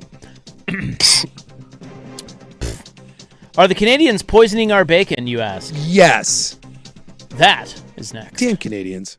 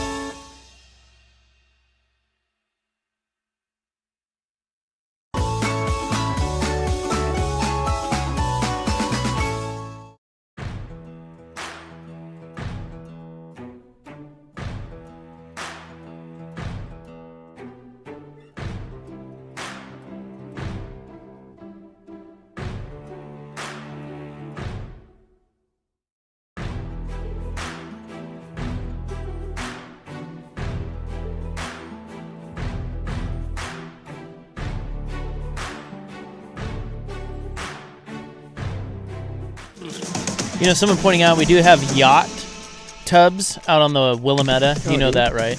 Have you seen those? I have not. They're basically floating hot tubs. Okay. And you can rent them, and they take you out. So it's just like a pontoon boat, but with a hot tub on it. Yeah, it's got a hot tub, and somebody drives you around, and you drink champagne and do whatever it is you do. Well, I'm guessing in a hot tub. Come on! That's a little weird because there's someone there with you. Like, I think so. I don't know. I was looking at the Google reviews. No offense, but if I'm in a hot tub with my gal, the last thing I want is like a weird captain. I don't need Stevie Fire up there like, hey, you guys all right? You guys all comfortable down there? You guys doing all right? You Ready guys to go? Good. That's all right. Looking at you, peering through the rear view mirror with Man, sir, you looking good. You been working out lately? Yeah, a little strange. Sunglasses. A little strange. Yeah, I was looking at the Google reviews. 4.8 stars. Okay. For yacht tubs. Yeah. Now I've rented a boat many times. There's a place right by OMSI, and you can rent different boats, but as far as I know, the place where we rent does not have the hot tub boat. Give it the program. I guess. This is in the news. Yes. Actually, no. Sorry. It's just you. See that there? Okay. So that's a little better. There's no one. You just float. There's no motor? It doesn't look to have. That one doesn't. I don't know. Let me poke around. See, there's. Oh. Dude, it's spendy. Is it? $400 for 2 hours. Damn. Yeah. Yeah, no one's driving the boat. It's you. Okay. And you just sit in the water. So $400 for me to soak in a hot tub. It's electric. Putz around. Okay. I mean, it depends on how many people you put in there. There's one here that looks like there's 6 hots in there. Yeah, that's. We'll bring all my hots. There you go. Just all the hots heading there. I choose that one. Those are pretty. Is that one for rent? Or? Yeah, those are pretty small. Yeah, do the hots come? Now that's the thing. Can I rent the hots as well? That I think is a different type of business. Well, I'm saying maybe we expand. We call that the premier package. How do we make more money? Oh, we'll put hots in there. I tell you what, 6 people for $400. I mean, yeah. Not By the horrible. way, 6. That's a really crowded hot tub because those are not big. That's more of a. Yeah, that's not 6. No, that's more I of a. can't put 6 of me in there. That's more of a 3-person sort of hot tub. If you got 6, you're getting cozy. Although maybe that's the. Tell you what, I'm getting uncomfortable if there's 6 people there with me. Oh, 100%. I think you'd be uncomfortable in a hot tub with it. I'm guessing you're the type that if you go to a resort and someone else is in the hot tub, you're not getting it. Yeah, for the most part. Yeah. I will if because my kids my youngest likes to go in the hot tub. I'll go with him, but Yeah. I prefer no one else in there. If it's you and the missus, I won't and go. you're walking down, Yeah. and there's another couple in a normal size hot tub, are you going in? I'll pass. Yeah. I could see that. It's pretty gross. You're like, yeah, it's not happening, honey. it says after each rental, the old water is drained and new clean water is added. I would certainly I hope hope. so. Yeah. I like that, but they put that on there. That's good. Well, there's probably some sicko that's like, hey, can I keep that water in there? Ew. That's weird. Well, someone's peeing in that thing Right. too, because It's half. Exactly. Like, where are you peeing? exactly, yeah, you're peeing in the Willamette. That's what you're doing, but you don't want to get out of that cozy hot tub. Well, those damn Canadians. Messing with us. Unbelievable. The USDA has issued a recall for smoked bacon sold in the Pacific Northwest. By the way, new Big Ten coach Luke Fickell, also wildly tan. Wow. Look at him. Yes. Dude, did him and Matt Campbell hang out in the offseason? There's another one you shouldn't bet on. God. Steven, he's playing a lot of golf. Jeez. Taking Notre Dame week 1. You are so right. That is the only thing that makes it less alarming is I just got done looking at Matt Campbell, so I think I've eased my way into it. Yeah, he's dark. It has to all be spray tan, right? Like these have to be just like personal. It could be the lights there, but Dude, that is. I think they're all just living the time of I mean, they make millions. Yeah, They're but having the time of their lives. apparently they don't believe in any sort of sunscreen. These guys. And they're coaching. These guys. Aren't they coaching practice and These stuff? guys. No, there's no practice in the summer. Yeah, so they're golfing and fishing. I guess. They don't even have to recruit anymore. They just have to send kids checks. Mike Riley. How much money you want? Okay. Riley used to show up pretty tan. Yeah. I remember that. For the offseason. When we come in the offseason, Riley would spend all his time down in Texas. He'd come back pretty dark. The United States Department of Agriculture has issued a food recall for bacon imported from Canada and sold to stores in the Pacific Northwest. You syrup mousse-filled bastards sending us your diseased bacon. The impacted product, manufactured by Maple Leaf Foods, amounts to more than 12,000 pounds of uncooked smoked bacon packaged in June and sold to grocery outlet stores in Idaho, Oregon, and Washington. Well, it's another reason not to shop at the grocery outlet store. No offense. According to the USDA's Food and Safety Inspection Services team, the product was imported from Canada without the benefit of import reinspection into the United States. Is it me, or does it seem lately that our food and drug, like, we have no standards anymore? We're like, Sure. screwworm, E. coli. We're running an ad on like some sort of ad, like where if you kill a deer, you have to inspect it because that's got some sort of disease that's going to kill us all. Now we got diseased bacon. What are we doing? What are we doing? I don't know. Apparently getting sick. Thanks a lot, Obama. Clearly. Somehow it's his fault. I don't eat a lot of Canadian bacon. It's delightful, but I couldn't tell you the last time I had Canadian bacon. Last time I had Canadian bacon from a grocery outlet? Never. I mean, look, I get it. There's good deals to be had. I'm not buying my meat at the grocery outlet. That just ain't happening. So be careful out there. I think when you buy your meat at a grocery outlet, you should probably assume that something's in there. It's probably on the receipt, like, hey, we are not held reliable for this. Dude, you're rolling the dice. It's just, you see what happens. In this instance, it should be noted, the meat is not necessarily contaminated. It just has not been inspected to United States standards. I assume every piece of meat sold at a grocery discount outlet is amongst that. You just be happy that it's labeled correctly. I feel like when you go into one of those places, it's a guessing game. Like, what do you want? Meat? Cool. Here's this. What is it? I don't know. You'll find out when you get home. Bag of meat. Exactly. It's just bag-o meat. It tastes like chicken. I thought it was bacon. You don't know. Could be pork. Could be chicken. We don't know. You'll find out when you get home. Well, I know you boys don't have tickets to the 2026 Vanport Jazz Festival. You don't know that. If you do, you will not be using them. What happened? Well, they canceled it. Yeah. No one wanted to go. Oh, one of those? You're like the only one that wanted to go. Yeah, so this would be the 9th annual. No, it's going to be the last. No, they're talking about next year. Even though no one wanted to go to this one? Correct. The Vanport Jazz Festival will no longer take place this year as the event has been postponed due to historically low ticket sales. Do we know, can I ask the question, even though I had my tickets, where was this happening?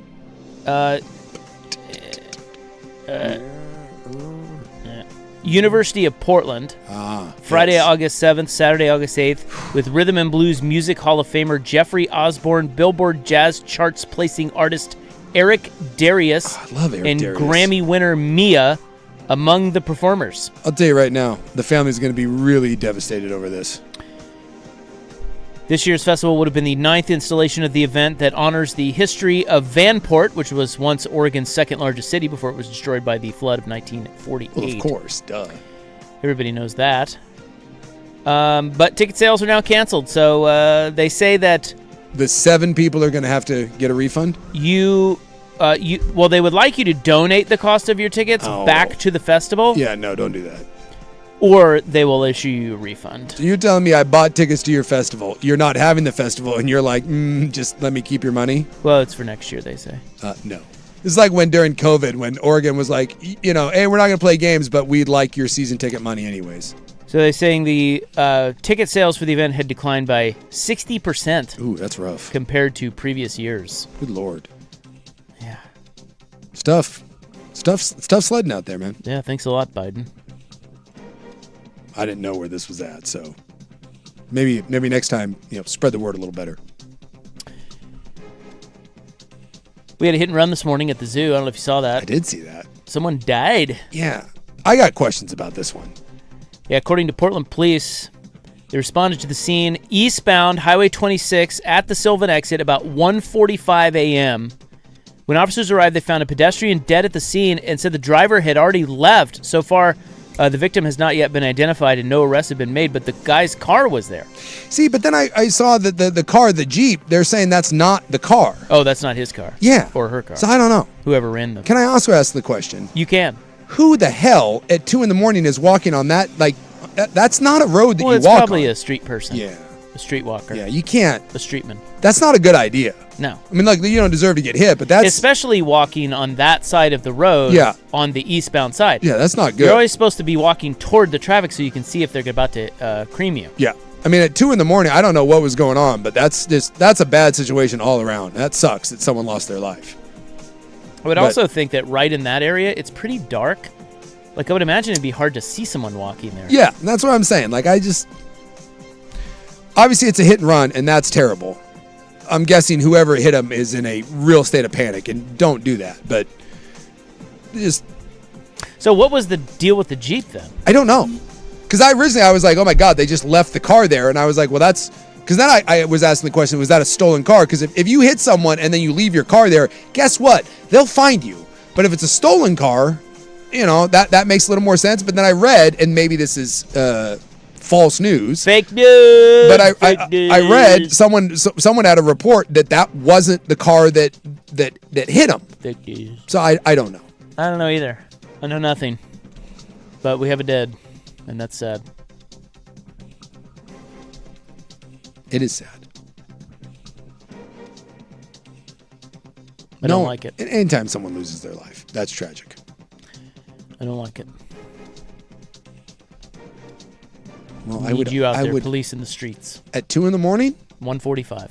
No, I'm good. You can go home by 2. I'm not policing the highways at 2 a.m.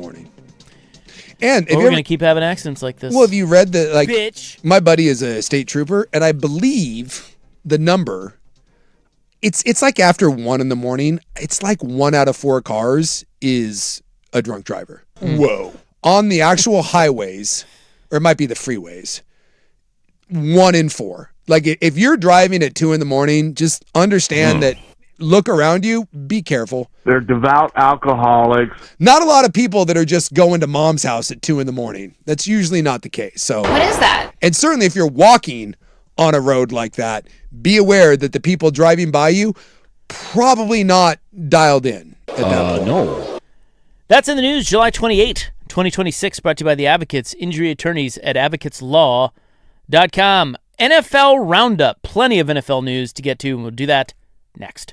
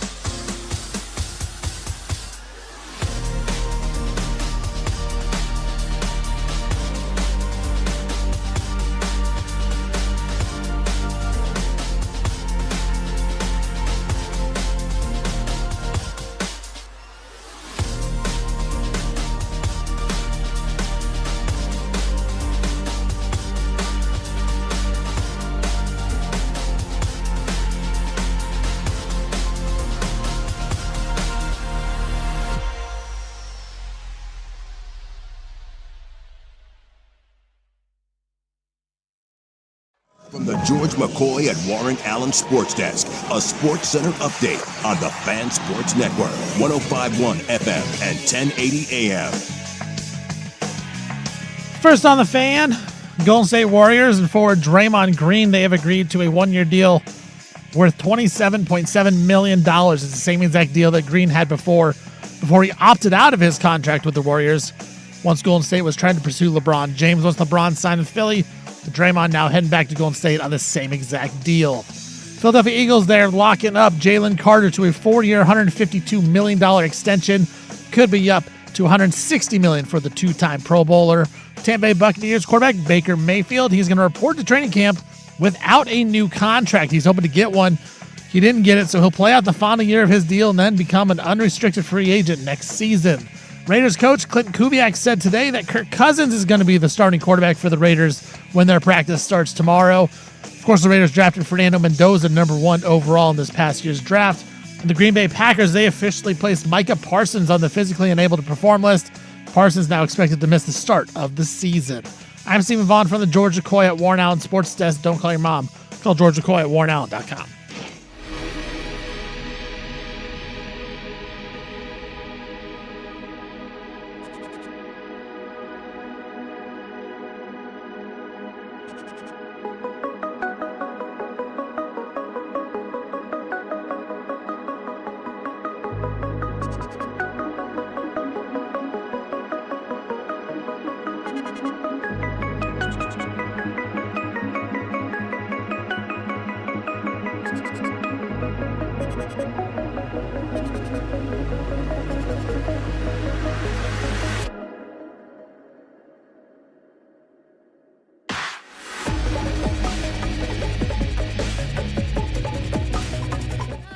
Welcome back. Hope you're having a nice little Tuesday. It is Proclamation Tuesday here on the show. We are your sportsmen. My name is Isaac. Hello. Sergeant. Baby. Big Sook's right over there. Right here. Dude. Look at him. So they've just rolled out the next Big Ten coach, and it is Kirk Ferentz of Iowa. And I can tell you that he is not quite as tan as Luke Fickell, Brett Bielema, or Matt Campbell. But he is very leathery. But that's a natural old man leather. Like that's like patina. He's been doing some gardening. Yes. Whereas Matt Campbell, Luke Fickell, I don't. That's a wrong. Fishing. That's a fishing boat tan. They've been hanging out with Ron Sloy and George Hamilton. I don't know. They may have gone to the sun. What was the penis rocket up to? Did they make a trip to the sun? Because it almost looked like they were doing blackface, and it made me uncomfortable. Yeah, because Ferentz looks normal. He looks normal. He looks like he always does. Yeah. Leathery. Yeah, he looks leathery. Bielema is orange. I believe he's trying to go Oompa Loompa to match Illinois colors. Right, it's like when Brad Underwood wears the orange suit. Yes. And then Matt Campbell and Luke Fickell, they got a condo together on the sun. There's a lot of prime real estate though. Baby oil. And we're kind of waiting to see if Dan Lanning. I'm calling it right now. Dan Lanning, white as a ghost. Yeah, that's probably the safer money. But I think he's tomorrow. I don't think they're all today. Yeah, I think he is tomorrow. Yeah. Rat farts. Yeah. Tune in tomorrow to find out how white or leathery tan. or tan. I think Lincoln Riley's coming up. He could be really tan. He could be. So watch out for that. I cannot get over the shocking nature of Matt Campbell. It's insane. It took me back. By the way, they just showed a stat. And I'm gonna hot stats. I'm gonna toss it at you. Okay. Because they show the little graphic while Kirk Ferentz is boring us all to tears. They show us cool graphics on the left to keep us interested. Yeah. And it was in the college football playoff era. So this is 2014 and on. There are only 4 schools who have never had a losing season. Oh, and I'm guessing Kirk Ferentz is one of those. Iowa is one of them. Yes. Can you name the other 3? That have never had a losing season. Okay. Alabama. Yep. Georgia. Yep. Ohio State. Yep. That's it. That's it. You got them. There you go. Iowa, one of those things not like the other. But look, this is kind of a nice little feather in there. This is why I like Iowa. I should have worn my punt sweatshirt today, but it's a little hot. The punt sweatshirt comes out. That's more of an October Halloween vibe with my punts sweatshirt. But this is why I enjoy Iowa. Iowa knows who they are. Iowa's not competing for national championships. They're not going to compete for national championships. And they don't do anything dumb. They don't fire Kirk Ferentz. They don't try to outkick their coverage. They're like, look, we're a really good program. We're going to run the ball. We're going to play defense, and we're going to get big Iowa hog mollies. And we're going to lean on Milwaukee butter hogs, and this is the way we play. And I think more teams should embrace that. Wisconsin. Yes, like I feel like Wisconsin is and Penn State's in this, like they feel like they're better than they are. Remember the AD from Penn State that was ranting and raving about Oregon. I know Penn State, you think you're Ohio State and Michigan, but you're not. You're just not. You can think you are, but you're really not. You can strive for it, but that's what led you to fire James Franklin. And I appreciate. I think Utah had this for years with Kyle Whittingham. Utah was just it was Iowa, but in the mountains. And I think there's something noble about being like, hey, we're gonna be a really solid program, but we understand that we're fighting limitations, and we're not gonna freak out if we fall short. Do you remember when they hired Ferentz? I don't, but he's been there forever. I remember when they gave him the lifetime contract. Yeah, oh, that's right. Yeah, because they got a lot of criticism for that. So they hired him in 1999. Good Lord. Do you know who the top coaches in college football were when he was hired? He almost could have recruited me. Yeah, he could have. Yeah. Transfer portal wise, I would have gone to Iowa. Let's go. Give me a big Midwestern gal. Would have been great. Get some good childbearing stock. Who was Nebraska was the cock of the walk. Frank Solich. Yeah. So that was after Osborne, huh? When did Osborne leave there? Well, Solich was right after him. Yeah, I'm just saying. Because I remember, like when I was coming out, Nebraska was like the big deal. Colorado was a big deal. I mean, that would have been Frank Beamer. Yeah, Virginia Tech, Florida State. Bowden had that cooking. Yep. Spurrier had it cooking at Florida. Yep. Bobby Bowden, Barry Alvarez was good. Yeah, those were the coaches when Kirk Ferentz was hired, and he's still there. And still playing the most boring style of football, and still punting the ball and not losing. Yeah, Osborne retired in '97. Yeah, after going 13-0 and winning the national championship. He went out back to that would have been so he went back to back and mic drop, right? No, he went back to back, then went 11-2, then won again, and then mic drop. 3 and 4 years, and then became a senator, I think. Yeah, or whatever. Dude, Tom Osborne was bad man. That was greatness. Okay.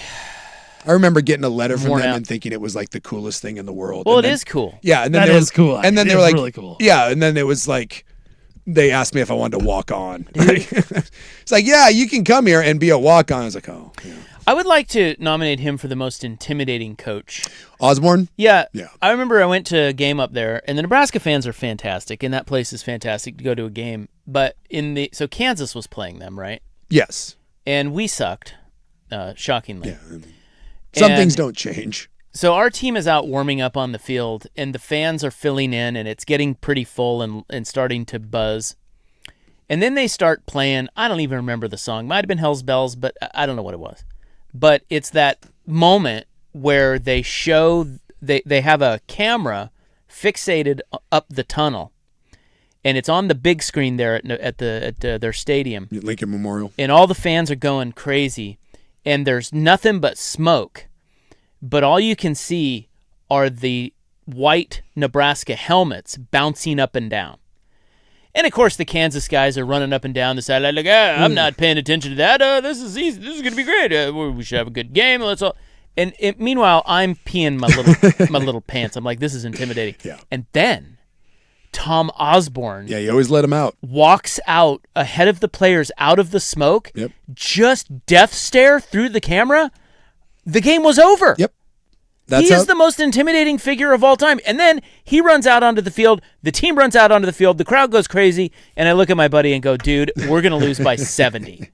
There was an edge. And they did. I had a photo on my wall. Like everyone wanted to go to Nebraska. Like I said, when I got a letter, that was like the one school that I was like, oh my God. And then I realized Nebraska wanted nothing to do with me. But I had a photo from Sports Illustrated. They were playing Colorado. And that was the big rivalry back then. You know, Colorado won a national title in 91 and they were really good. And it's like, oh, Nebraska, Colorado. And they were playing in Folsom Field. And it's a great photo of what you're talking about. Tom Osborne always let him out. And I guess Ralphie the Buffalo they screwed up the timing, and Nebraska came out a little early, and Ralphie couldn't run up the tunnel because Nebraska was there. And instead of moving for Ralphie, Tom Osborne stood in front of the Buffalo and just pointed. And it's a great photo. I'm sure you can still find it. And he's just pointing to the sideline, and the people running Ralphie stopped and then casually had to walk off and make room for Tom Osborne in Nebraska. And then Nebraska came in and beat the brakes off of him. I see it right here. Right? It is awesome. Right? They just look at the look on his face. He just says, get. Yes. Get. He stared down a buffalo and rough talked it. And he didn't even rough talk it. He pointed. Get. You know, he's still with us. Did you know that? No, he's alive. I'm telling you. Yeah, I just looked this up. He is alive. I was trying to think if I don't remember him. I don't remember the report of him dying. Because if he died, there would be a lot of pomp and circumstance, and there should be. 89 years old. Still with it, or is he kind of out of public light? I don't know. Well, I mean, like, we had this conversation. I was watching The Departed last night, and the BTJ was asking me about Jack, and I said I think he's because he's like 86 or something, and he's just out of public light. He just, like, you never see him. And so sometimes you get that old and you're like a famous guy, you just kind of retreat. John Madden was this way. You retreat to the shadows. He was born in 1937. Well, he's seen some stuff. Which is shockingly 6 years later than William Shatner. And I saw him today. Looks terrible. Not really. Not really. No? He looks, Shatner's still hanging in there? Shatner's 95 years old. Yeah. And he's going around because he and his daughter both had cancer, and they're talking about their journey. But he doesn't look that bad. Yeah, Shatner has never quite looked his age. By the way, Tom Osborne looks his age. Yeah, Shatner doesn't look that, no, he's super he's old. 95. He does not look 95. And he had cancer. Well, good for him. Whatever Shatner's doing. Good for him for getting cancer? Well, no. For God's sakes. Jeez. No, like, good for him for whatever he's doing. Come on, dude. Because you see, like, Clint Eastwood now who's like in his 90s, and you're like, oh my God. And it says Tom Osborne doing well and remains active. All right. Yeah. He's probably living there in some modest home in Nebraska. Yeah, his wife decorated in 1968. Yeah. He's had some health problems, but he's doing all right. There's some nice carpet in there, too. Yeah, nice carpet. He sits in the living room with a bourbon and watches Nebraska football. 100%. Got a little pickle finger in there. Puts on his sweater every Saturday. I'd like to believe that he has football watching slippers. Guaranteed. Yeah. You're living the good life when you got and not even the grandkids get to watch the game with him. Oh no. He's by himself. Yeah. And there's a big lazy boy. Guaranteed. And average number of naps that Tom Osborne takes during a football game. 6.5. I'll take the over. Take the over. God. What a great man. It's good. He was awesome. He was greatness. All right, now to the NFL roundup. There's a lot of NFL stuff floating out there because, there's actual news. Yeah. People are in camp. Players. Everyone is in camp. Football coaches are in camp. Money is being thrown around. Jalen Carter for the Eagles just got almost $40 million a year. Yeah. Which is a lot. Well, he's the highest paid defensive lineman, so of money.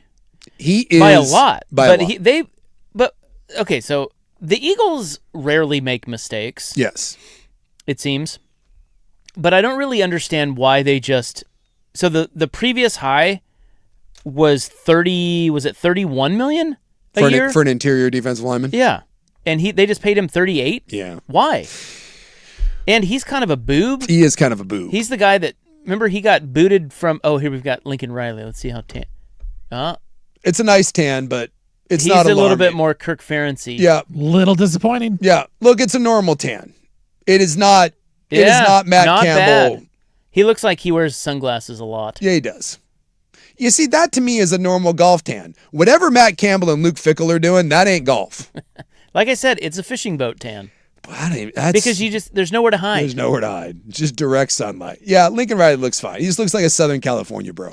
Anyway, Jalen Carter's kind of a putz. Yes. He's the guy who was in a fatal accident at Georgia. Spitting on people. Killing someone. Yeah, last year, the first game against Dallas, he gets booted before the game even starts because he spits on Dak Prescott. Yep. Like he's a total wild card. And the Eagles they just threw cash at him. And I know he's good, but he wasn't as good last year as he was his rookie year. He is not.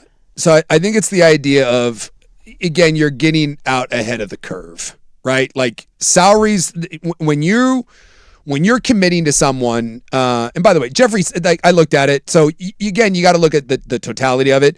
So Jeffrey Simmons he's at 35. So this does reset the market, but it's not. 35. Okay. 35. Okay. So they're giving him 38 a year? Yeah, I think it averages out to about 38. Okay, so that's not as bad as I thought. And we'll see how much of that, again, how much of it is fully guaranteed. It's front loaded, but yeah, it's the richest contract. So when you have a guy that's 25 years old, that's made 2 Pro Bowls, he's not taking a discount. And you know that if he has a big year, that price tag only goes up. Now, if you're the Dallas Cowboys, you wouldn't have paid him. You would have pissed him off. He would have gone out, had 12 sacks, become the best interior defensive lineman, and then he would have wanted 45 because 2 other defensive linemen would have been paid. So, again, when I saw this, I thought it was a little like, God, you're betting on him to stop being an idiot. But with Philadelphia, you kind of give him the benefit of the doubt because they could have traded him. Yeah, you could have. The other thing about the Eagles that's mildly puzzling to me, and of course I don't break down everyone's salary cap, but it seems to me that Philly, you know how like when the Seahawks won the championship back in the day and they had to make decisions on all those guys on defense? Yeah. I feel like the Eagles don't have to do that. It just seems like they just pay everyone. Have they made any really tough decisions? Well, they got rid of AJ Brown, but a lot of that was just because he was a pain in the ass. That wouldn't be one of them. No, I mean. By the way, did you see AJ Brown dropped his first ball at Patriots camp? No, he dropped it. Did he? And Vrabel came over and yelled at him, and Brown got pissed. But then he said, "Yeah, it kind of reminds me of the back in Tennessee with Vrabel, but I know he cares." So. So A.J. Brown picking up right where he left off. Yeah. Shockingly overrated. The Eagles have done a really nice job of, and they're a little bit like the Rams in that they're always pushing the can down the road. And well, how do they do that? It seems like maybe I'm just completely wrong, but it seems like every good player they have, they are able to keep them and pay them millions. They do a better job than most because they're willing to deal in front-loaded contracts and they're willing to move money around because they have an owner that is willing to spend. But everyone has to pay.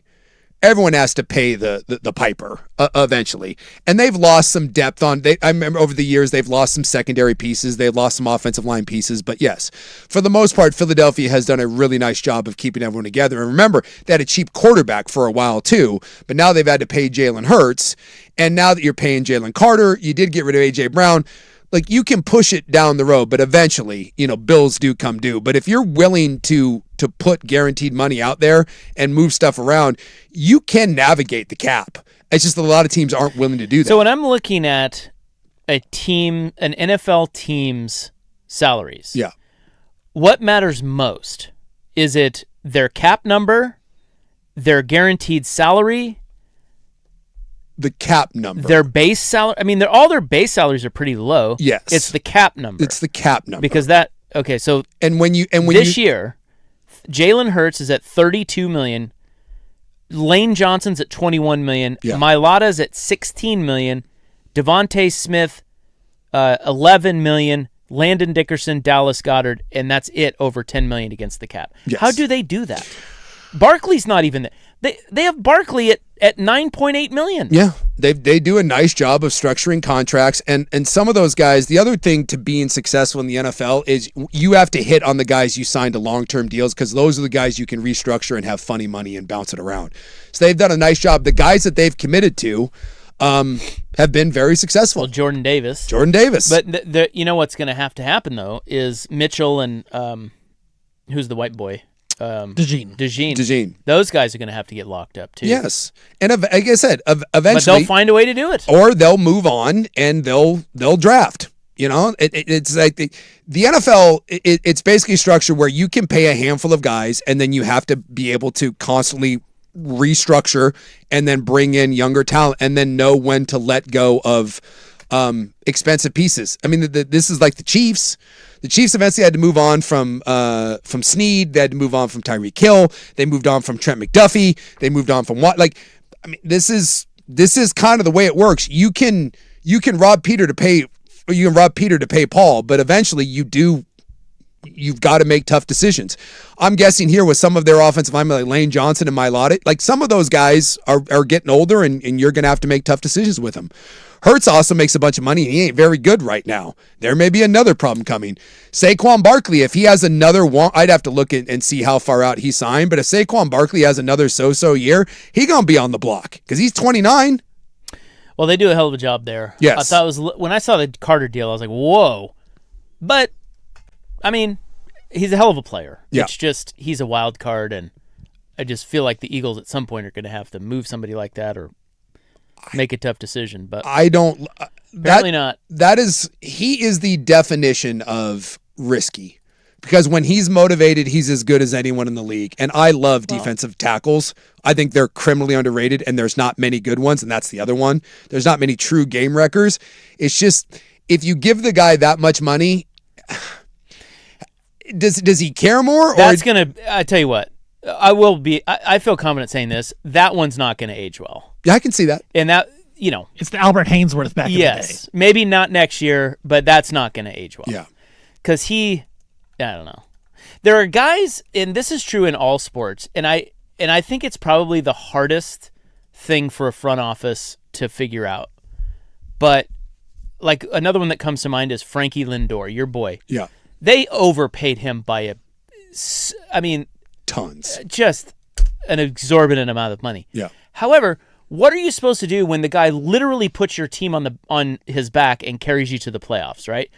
That was Lindor with the Mets, and so they rewarded him with this huge deal. And then Jalen Carter's kind of the same way. It's like, boy, there's some warts there, but he helped us win a Super Bowl. Yeah. So how do we not pay this guy? So I feel like teams they over-reward their heroes in a way. Whereas just a more steady guy, like Jordan Davis, way more, like I would imagine, more steady, right? He certainly doesn't have the upside. And he doesn't have, he's not the star power guy. Yeah. But what a great signing, right? Yeah. Or like so I don't know. He's It's a cheap player. Teams are forced to make decisions on guys like this after they do something great. Yeah. Even though they're not entirely great. 100%. And then they're supposed to pay them as if they're the greatest ever. Yep. And the number one at the position. And it's like, what are we doing? So I looked at it. I wanted to see. So Philadelphia, again, they're not necessarily like household, like, oh God names, but they did have to let go of Jalen Phillips. They let go of Nakobe Dean. They let go of Reed Blankenship. Oh God! So those are three players off their defense. That again, Phillips, yes, I remember. Yeah, Dean, yeah. And who was the other one you said? Reed Blankenship. So and those are all guys that you would want, but again, you can only pay so many guys. And they lost Sweat the year before that. Yeah, Josh Sweat left the year before that, and he signed a big deal with the Cardinals. Yes. So again, like you look at it, you have to make determinations. And I think Howie Roseman does as good a job as anyone in the NFL in building an overall roster. And I think the management or the ownership there gives him that sort of flexibility. But when you look at like the frustrating part is if you're a Cincinnati Bengal fan, you look at the way Philadelphia operates and you look at your cheap ass, the Raiders were this way, and you're like, oh my God, why can't we do that? And the answer is you could, your ownership won't allow you to. And you got a bad GM. Yeah. All right, NFL Roundup continues next. Kyle Shanahan talks about his accident when we return.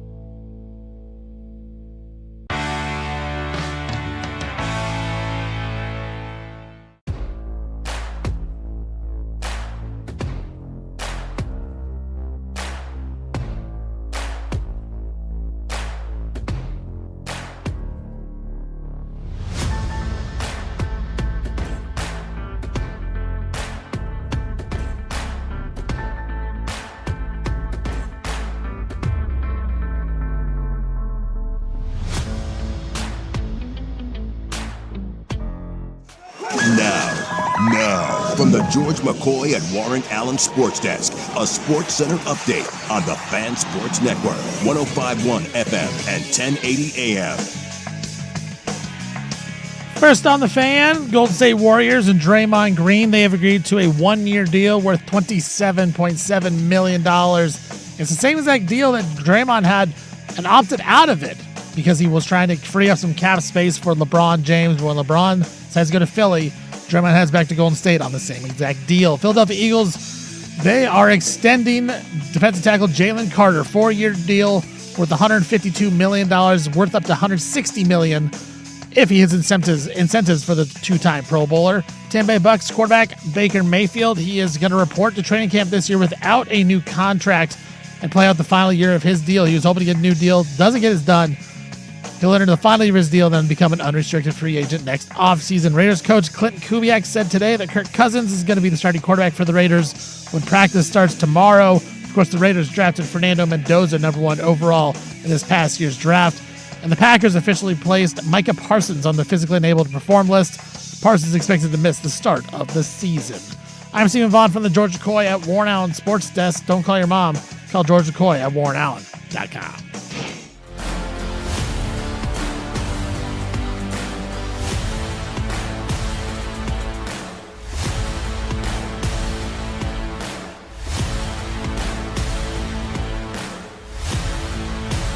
Get you? Yeah.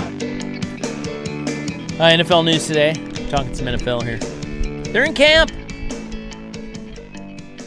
They're in camp. Every single team. So Kyle Shanahan spoke about his accident. Yeah, to clear some stuff up. Well, yeah. I mean, I don't know. This is probably a bigger story down in the Bay, but apparently everyone was blaming the woman that he got in an accident with. Yeah, well, the police report apparently inadvertently screwed up. So on there, they put that the driver was at fault. The other driver was at fault. And so it was reported that we know that there was a collision. Shanahan was holding his cell phone. Did not say that he was talking on it, but he had it in his hand. But that the other driver was at fault. And Shanahan today cleared that up. Yeah, he said that was not true. He said, I was driving. I was going 20 miles an hour. This is his direct quote. Yeah. I was going 20 miles per hour. I was not on my phone, but I dropped my phone and it was stuck in my seat. I took my eyes off the road looking for my phone and my car veered into someone. It's one of those roads where there's no forgiveness. It's one of those roads where I'll teach my kids, you don't drive in the left lane for no reason. You're only allowed a foot. When I hit her, I'll never forget how violent the impact was. Yeah, even at 20 miles an hour. And I think everyone's done that where you drop your phone and like an idiot, you go rooting around for it while you're driving and you cross over into the other lane. And hey, I got to give him a lot of credit. I just, in this day and age of the lack of accountability, I like that he's just owning up to it. Yeah. And he said he felt really bad because she was... well, she's younger. Yes. And, of course, he's famous. Yeah. And so she was getting a lot of heat for it. Yeah, she was like 21, and yeah, she was taking a lot of crap, and so yes, I give him some credit, saying, hey, that's stepping up and doing what was right. Now, doesn't it kind of seem like his injuries are a little worse for going 20 miles per hour? It certainly. I mean, there's a lot of people that are saying that this all seems weird and kind of. It kind of doesn't add up, but I don't know. I just give him the benefit of the doubt, I guess. Dude, car wrecks can be, going 20 and if she's going 30, that's still, and by the way, the broken nose and ribs can be from the airbag. Those airbags are not gentle. There's a reason why little kids can't ride in the front seat. It'll snap your neck. So the broken nose and the ribs could 100% be from the airbag. And if you went into the other lane, and you hit her, then probably head on, and that would be on your side of the car that you're driving on. So, I don't know. I'm not a crash expert or anything, but 20 miles an hour head on still isn't good. And he's not dead. He has some lacerations, so that could have been from glass shattering. Who knows? Okay. I've yet to see a photo of him though. Well, they've kept those under wraps. Chris Sims said he saw it, and he said it was alarming. Yeah, he said when that there was. I guess he was wearing glasses because he's got black eyes, but he said before Sim said before all the wounds were stitched up, he said it was like nightmare fuel. Well, I don't know. It's a refreshing honesty from Kyle Shanahan, who doesn't seem all that likable, but yet because of this, I kind of like him a little bit more now. Well, he seems like he has no personality. None. But at least he's a decent man. I mean, like, that's a decent human would do what he did. Yes. And that in today's day and age is refreshing. Yeah. Well, him and Chris Sims, I mean, they're bosom buddies. They have their initials tattooed on each other. What? Yeah, you didn't know that? No, why? I guess they're like... Seems kind of lame. Yeah, they're like best buddies. So I think, Chris Sims and so like KS and CS, I guess they got them tattooed like on their ankles. Why are they best buddies? Did they play together at some point? I guess they just... Because doesn't Chris Sims seem younger than Kyle? I mean, Chris Sims is my age. I'm 48. How old's Kyle Shanahan? Yeah, okay. Because I played with Chris Sims in Tampa Bay, so we're... Yeah, Sims is 45. Okay, a little younger. Bloop, bloop, bloop, bloop, bloop. Kyle Shanahan is... Oh. Hell. Hold on. Keep talking. So they formed they were 46. Oh, well, it says they're the same age. So they formed a tight bond as college roommates and teammates at the University of Texas. Oh, okay. So Shanahan was at Texas when Sims was there. I'm guessing he was probably a walk-on. I don't think Kyle Shanahan played. Couple of bros. So, well, there you go. I mean, they were college bros. You don't have your college bros initials tattooed on you? Shanahan also offensive quality control coach with the Bucks when Chris Sims was there. Oh. I don't think then I was only there for like a year and a half because I don't remember Shanahan being there. Yeah, Shanahan 2004, 2005. Okay. I would not get your initials tattooed on me, but why not? It'd be cute though. Could be. Get a little. Well, we were going back to the Juicy for Rop. Someone was going to get a Juicy for Rop tattoo. We never went through with it, but it's a thing. Yeah, I guess Shanahan was a college receiver at Texas, and then he transferred to Duke. So he didn't. All right. Yeah. Other contract news: Denzel Ward reset the market for DBs. Yeah. With the Browns. Yeah, this is again doesn't mean you're the best. It just means you are the next. Yeah, they just gave him next one to get paid. Would they give him 2 years, $62.2 million. $31 million a year. Yep. God. Remember, as the cap goes up, it's all kind of relative, and it's only 2 years, but that is, that's a hefty payday. Jacoby Brissett not breaking records, no, but he got $15 million. That whole big standoff is over. Yeah, he'll be the quarterback of the Cardinals for 1 year before they kick him to the curb. Baker Mayfield appears to be at a stalemate with the Bucs. Yeah, he wanted the contract extension. They couldn't work it out, so he's going to play out this season, hit unrestricted free agency, but you always have the franchise tag. So, look, Baker ain't going anywhere. Tampa won't let him go. Yeah, they like him, but I could see a scenario where if he has a bad year, they maybe move on. I mean, I suppose, but again, new coach, new quarterback next year. I mean, if everything went to hell and you ended up with like a top 3 pick, but Baker Mayfield is a good quarterback. So unless you're going the draft route and you have a top 5 pick, Baker will be your quarterback. Baker's tough because he, like you said, he is good, but you always feel like you can get better. Andy's 31. He'll be 32 next year. Yeah, that's still relatively young for NFL quarterbacks. And like I said, I mean, if they have a bad year, is Todd Bowles still their coach? Yeah, he's still the coach. He'd have to get fired at that point. That's what I mean. Like if they miss out on the playoffs in that division. New coach, new quarterback. Yeah. I could see it happening. Yeah, I suppose.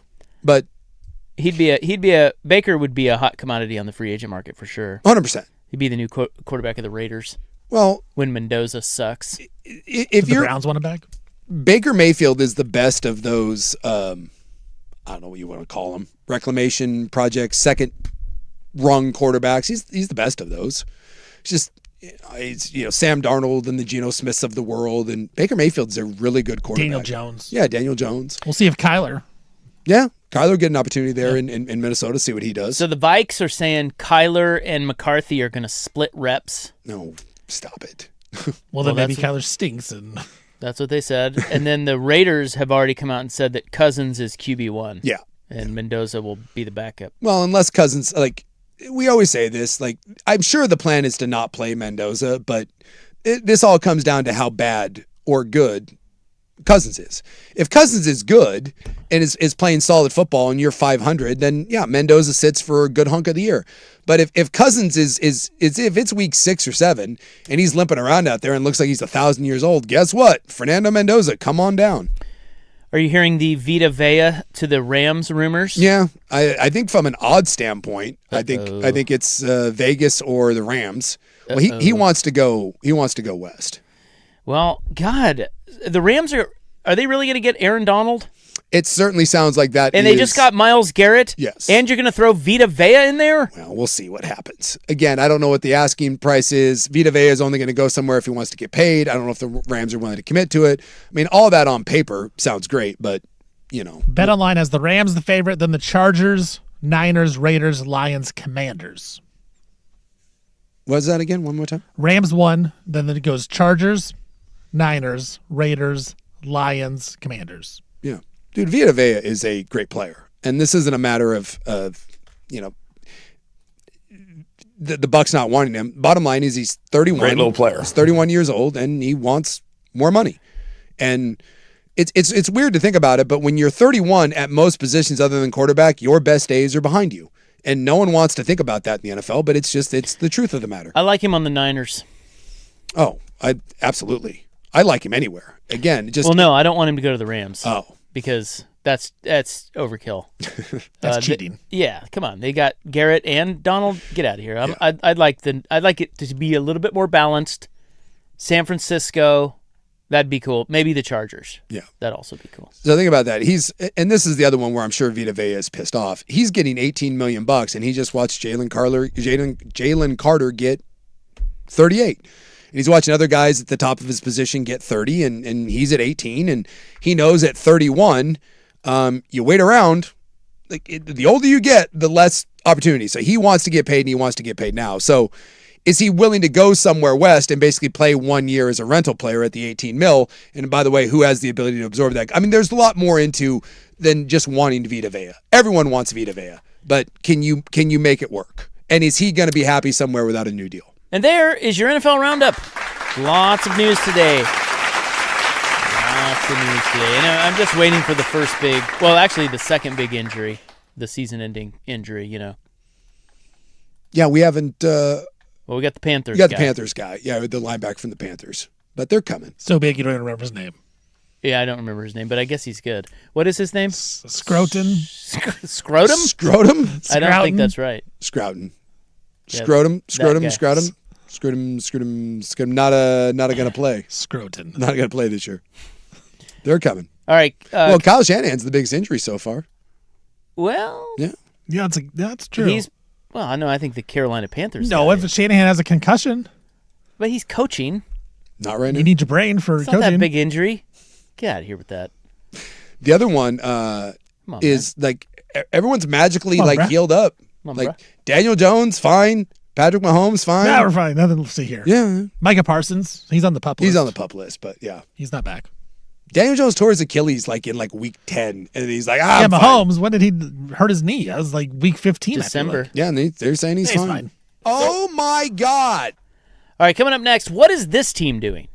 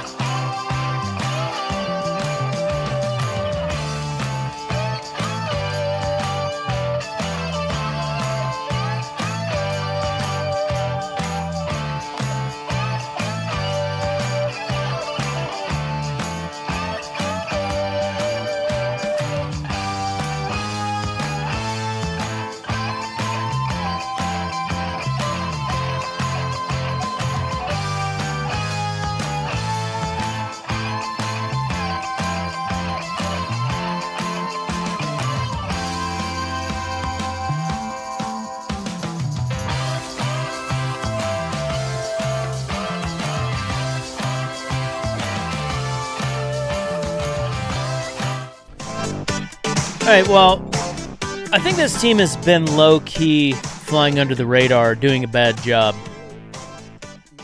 for several years. Okay. So they kind of suck, but we're not talking about them sucking? I don't think they suck. It's just they haven't... Incredible!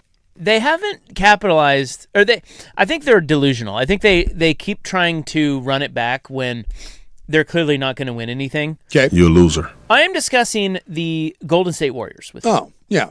I get this. I thought we were still talking football. I didn't know we had moved No, I pivoted, NBA. bro. I pivoted, bro. They signed Draymond today. Yeah. So he's coming back for $27.5 million. Well, originally he opted out because the idea was he was going to get LeBron. And if they got LeBron, I think Draymond was willing to come back on a lesser deal and, try to put together the, Jimmy Butler, him, Steph, LeBron, make another run at it. But once LeBron went east, is the idea of, I'm guessing there was a wink, wink, nod, nod. Hey, we didn't get him. Cool. This is what you were making before. Here it is. 1 year. Come back. Well, whatever I don't know what their plan is. I know they have Curry, and that's great. And he's awesome, and he puts butts in seats, and he maybe gives people hope, but they're not. This is like Kobe at the end of his time in LA. It's just, you're just selling tickets, and but Steph doesn't want to go anywhere. Well, I'm not saying you got to move on from Steph, but ever since the Wiseman thing, what if they won a title since Wiseman? Yeah. Did they? Yeah, they beat the Celtics. Yeah. That was when they had all that. That was kind of their last, and that run was 22. I want to say that run was supposed to be their. So it hasn't been as long as I thought then. They have it. They've kind of been in this no man's land of play. I think they've made the play in every year after they won the title, but they did win the championship. Yeah, they won one after that with 2022. Yeah, yeah. So it's been 4 years. 4 years. 3 years. Well, 3 seasons. So Nuggets, Celtics, Thunder, and Knicks. So yes, 1, 2, 3, 4. This will be their 5th year of. Yeah, because that was the year Jordan Poole stepped up, and they thought he was going to be the next guy. So it was Wiseman, Kuminga, Poole. That was supposed to be the team that ushered in the next era of this, and none of those guys are there, and so it kind of faded Moody's out. Moody's the only one, and Moody's hurt. Yeah, so he's just a role player. Well, that's kind of what I'm saying. Is I feel like that. Once that didn't work, they went off the rails, and it's hard to tell what they've been trying to do. Well, they tried to get Jimmy Butler, and they did go get Jimmy Butler. Yeah. So Butler was going to be the guy. They're just trying to put plugs in the dam. They were trying to squeeze one more run, and that was the whole thing with LeBron.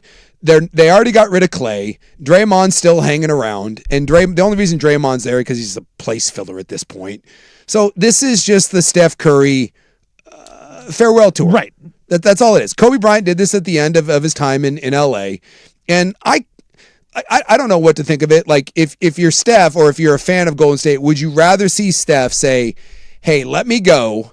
And would you rather see Steph go chase one ring, one final push? Let's say Steph goes to Boston, Steph goes to Philly, Steph goes wherever, right? San Antonio. Would you rather see that? Or do you just want to see Steph score 30 a night and, stay in Golden State and just retire a Golden State Warrior his entire career, a la Kobe? That's what's happening. How do you feel about the Lillard move now? I mean, we've seen this. Yeah. So, how do you feel about it? Would you rather he have just stayed the whole time, even though it was probably wise to trade him? It was right for him to move on because he was younger than Steph. He had never won before. This would be different. If Steph hadn't won a title, Steph would be asking out of Golden State. But he's won 4 championships. He's a legend. He's a legend. He's not going anywhere. Well, Lillard was a legend here, and I get it. They are two different. Those are two very different. Traded Dame 2 years before they did. Yes. Well, I agree with that, but I'm just saying, why don't the Warriors look into trading Steph? He's not. You can't. He just won't allow it. He won't allow it. It's at this point. At this point, they're letting Steph. Draymond doesn't get to choose. Clay didn't get to choose. I feel like they're holding him. He's kind of holding him hostage a little bit. I mean, I love Steph. Like Steph's the number one guy. But you are right because Golden State can't properly rebuild with Steph on the roster. No, because you can't just throw a bunch of young 20-year-olds and then put Steph Curry out there. He doesn't want that. So they're trying to put as veteran a roster as they can around him that can win. Like even this year, They had the 11th pick of the draft. They hadn't had a first-round pick since 23. Yeah. They finally have one. They draft Yaxel Lindenberg from Michigan, who's like 24 years old. He's older than Jonathan Kuminga is. Yeah. And they had Kuminga. Yeah. They traded him. It's like they're literally trying to get NBA-ready guys, all vets, to try to make the playoffs. But they really think that, or are they just placating at this point? I think they're just They know they're doing not. it for Steph. They're like, hey, Steph, we're trying. Yeah. We love you. And there will be a merciful end to this at some point. It's just, I think he should be more vocal then. I think he should rattle their cages and say, hey, get me some real help. I mean, the question They becomes, don't have any assets. They trade them all. yeah, the question is like, so he's 38. He'll be 39 when the next year's playoffs roll around. At some point, you're not getting LeBron. Like, what else is he doing other than collecting a paycheck? At some point, this is over in a year or two. I don't think Steph plays when he's 40, right? Like, if this isn't it, I'd have to look at his contract because maybe he's just not giving back money. But we're coming to the conclusion, right? I mean, it has to be. I have no idea how he thinks. I mean, some of these Steph guys. Curry, this is his final year of his deal, so he's a free agent next season. Okay, so Do you think he goes somewhere else? No, I don't. you think he just pulls it and just walks, or He either retires or he goes back to Golden State. yeah, or he blows something. Like if you're Golden State though, like I don't see Steph playing in another jersey. what does he want? Like again, how much money? Right. He's getting $62 million this year. You're giving him $62 million. Like you can't give a 39-year-old Steph Curry another year at $62 million. So does he want a pay cut? Like, does he want that's just a weird. It ends poorly for almost everybody, and this is why. It just if Steph wants to do the noble thing, he retires at the end of the year and he walks off and he's the hero and you build a statue for him.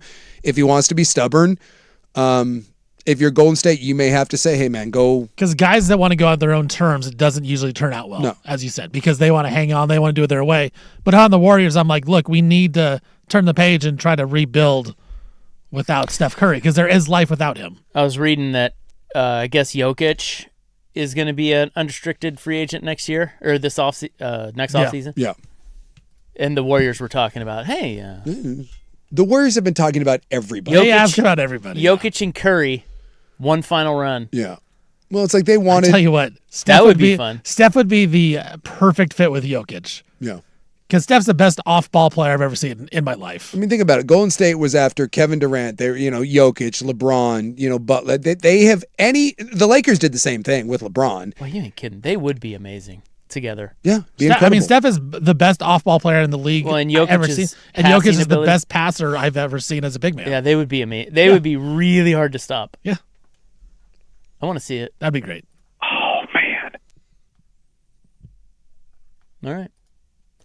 Good talk. Steph Curry has earned the right to do whatever he wants. Yeah, I agree with that, but at the same time, and I love. Trust me, dude. Steph Curry's like my favorite NBA guy of the last 20 years. But it just, it's a weird place. 100%. It gets the franchise into a weird place, and if I'm a Warriors fan, I'm probably a little frustrated. Well, Dame has 2 years left on his deal, or he signed a 2-year deal in Portland, right? Yes. So, by the way, in next year, at the end of the season, we'll be having this same conversation. Yeah, but he's not hamstringing your ability to. No, he is not. He is not. To move on. But we will have this conversation because Lillard will be. He signed a 3-year deal, so he signed a 3-year deal? he'll have a player option next year. Okay. So we could have the same conversation, but he also could just opt in. Yeah. So, but that'll come down the road here when he's, when he's 38 and wants a contract, because right now we don't pay him anything. He's cheap. Right. He's $13 million this year, and then he'd be $14 million on that player option if he took it. That's the beauty part of it, is that Not he's 63. cheap, not 63. If he was making 60, you'd have to have that conversation. And maybe he's happy making 14, or maybe he opts out and is like, no, I want one last payday. All right, the club is next. We kick it off tonight with Today in Influencer Stupidity. Oh, yes. Next.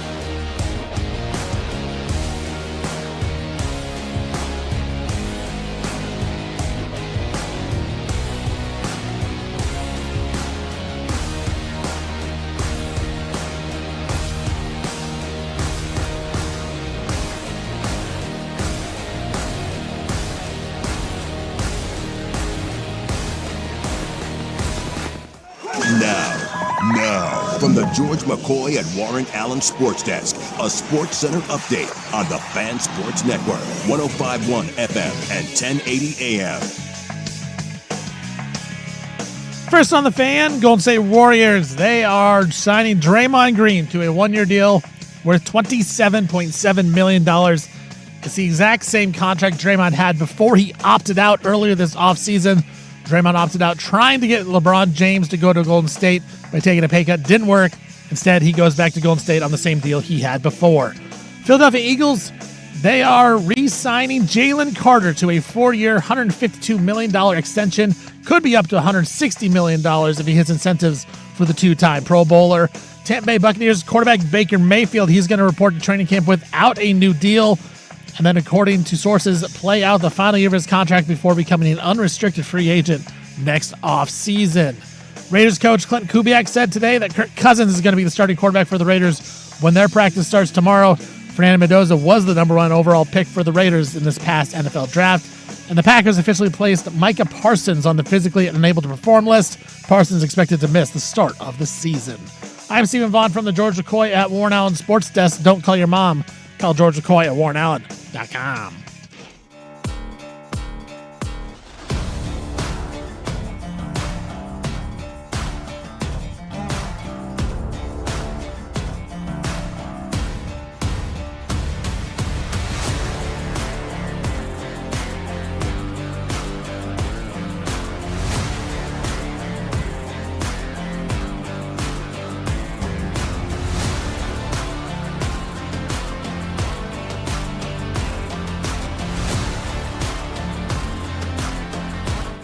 Full kegs. Everybody's gonna be there. You ought to go. The only thing that's off limits are the words you can't say thanks to the FCC. They don't know what the f*** they're doing. Do you understand that? We've given away too much to arrive at these political compromises. Yeah. Google me, bitch. Oh, no. Oh, no. Well, my.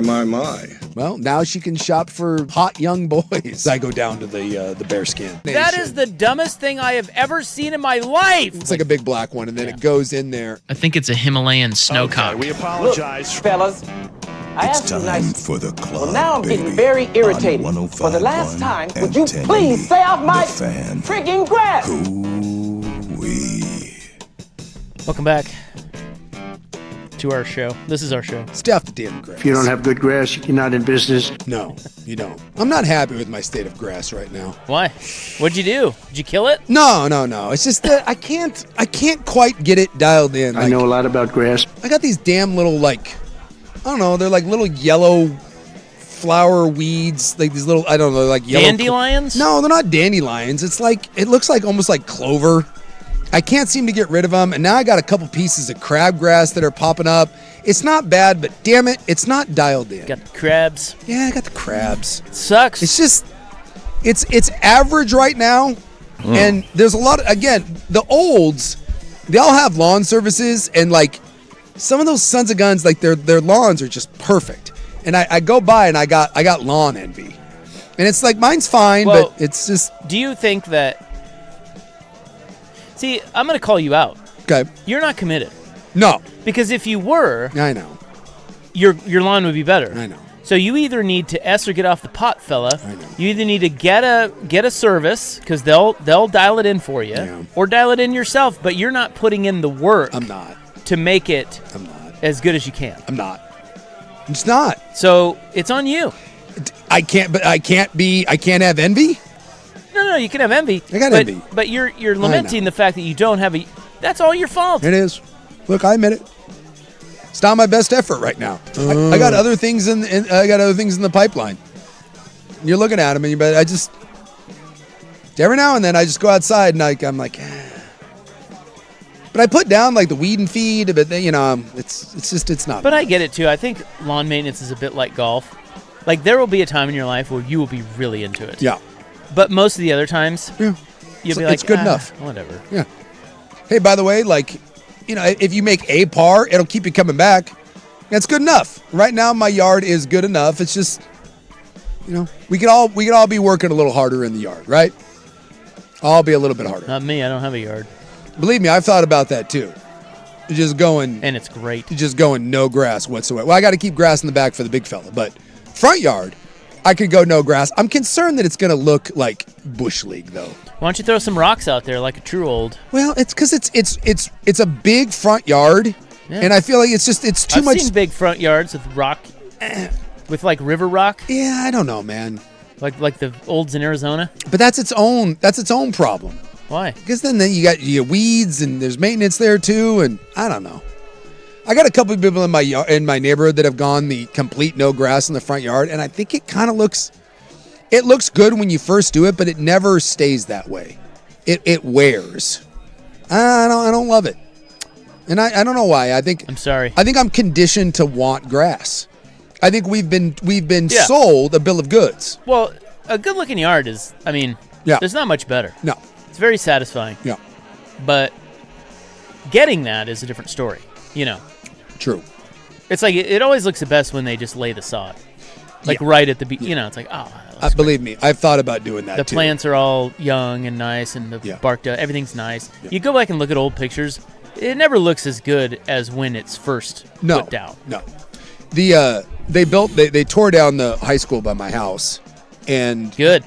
We need fewer schools. Screw that place. And they rebuilt it, and it's beautiful. Beautiful new school. So that was what, like 2-3 years ago? And it looked like amazing.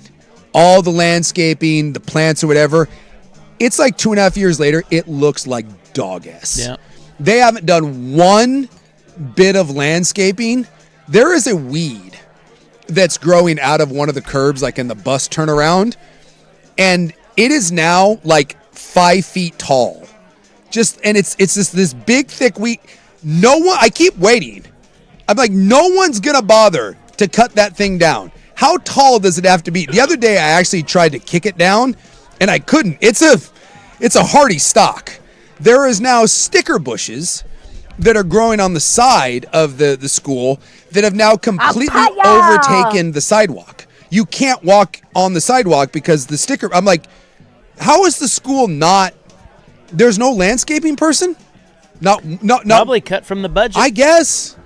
They spent all that money. I would love to know in that budget what the landscaping budget was for that school. Only now, 2.5 years later, it looks abandoned. It just seems like a dereliction of duty. You spent all that money. I'm trying to picture the doo-doo hole here. It's not good. An Odyssey station. I judge it. Every time I walk by it, I judge it. So today in Influencer Stupidity, I have 2 stories for you. Okay. I know how much you love your influencers. You're trying to be one. Well, is this about Arizona State? I don't think so. Oh.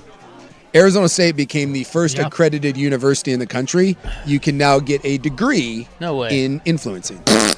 Are you serious? Yes. Mm-hmm. They have a bachelor's of arts in influence. Whoa. I'm going to enroll. Yeah. ASU. But if you look at it, it's actually pretty good because it helps you with like editing videos and stuff like that. Like it's more of a new age business class is what it is. But yeah, it's probably very helpful. Yeah, I actually don't hate what they're doing. Yeah. Sounds stupid. But. You can go to film school, right? It's right. You're telling me, look, the ASU is getting a lot of flack because if there was going to school that was going to have an influencer program, it would be ASU, right? Basically, you're just teaching girls how to be, OnlyFans porn stars. But if I asked my kid whether you were or if I had to choose between one of my children getting a degree in philosophy, sociology, or the ASU influencer thing, I think the influencer thing is a better job prospect than the other. Certainly more practical. Yeah. But say what you will. Also impractical. It is, but there's a lot of dum-dums that are making money right now on the internet. And I think the kids should get the balls. So, why not? Go ASU. And I guarantee you that is going to become the most popular major at Arizona State. Who is that? Is it Kai Cement? There's Kai Sanat? I don't know. Who's that? There's a big influencer guy. No. He's influencer. He's a Jake Paul-esque guy. All right. And the Manosphere. And he set up he offered, I think it was like 100 internships. Basically, he started his own university. You could come suckle at his power teat, and he would teach you how to be an influencer. And tens of thousands of people flock to this thing trying to get one of these spots. We have to start hanging out with 21-year-old girls. It was a big deal. Actually, that's right. Yeah. That works out. It is. Drop. Yeah. So, the first story is an American idiot YouTuber. Okay. And he was arrested. He snuck onto the restricted territory of North Sentinel Island. Oh, really? He did. He didn't die, though. He did not die. He was If arrested. you don't know, that's the island with the native tribe, and if you go on it, they kill you. That weird dude who was trying to preach Jesus, he got run through. Yeah, he got. Well, I think he got a bow to the chest. Yeah, bow and arrow to the chest. And then they drug his body Not a bow. around. He got an arrow. And then they drug his body around the island for a while. So this kid's 24. His name is. He is American, but his name is Mikhailo Polyakov. Okay.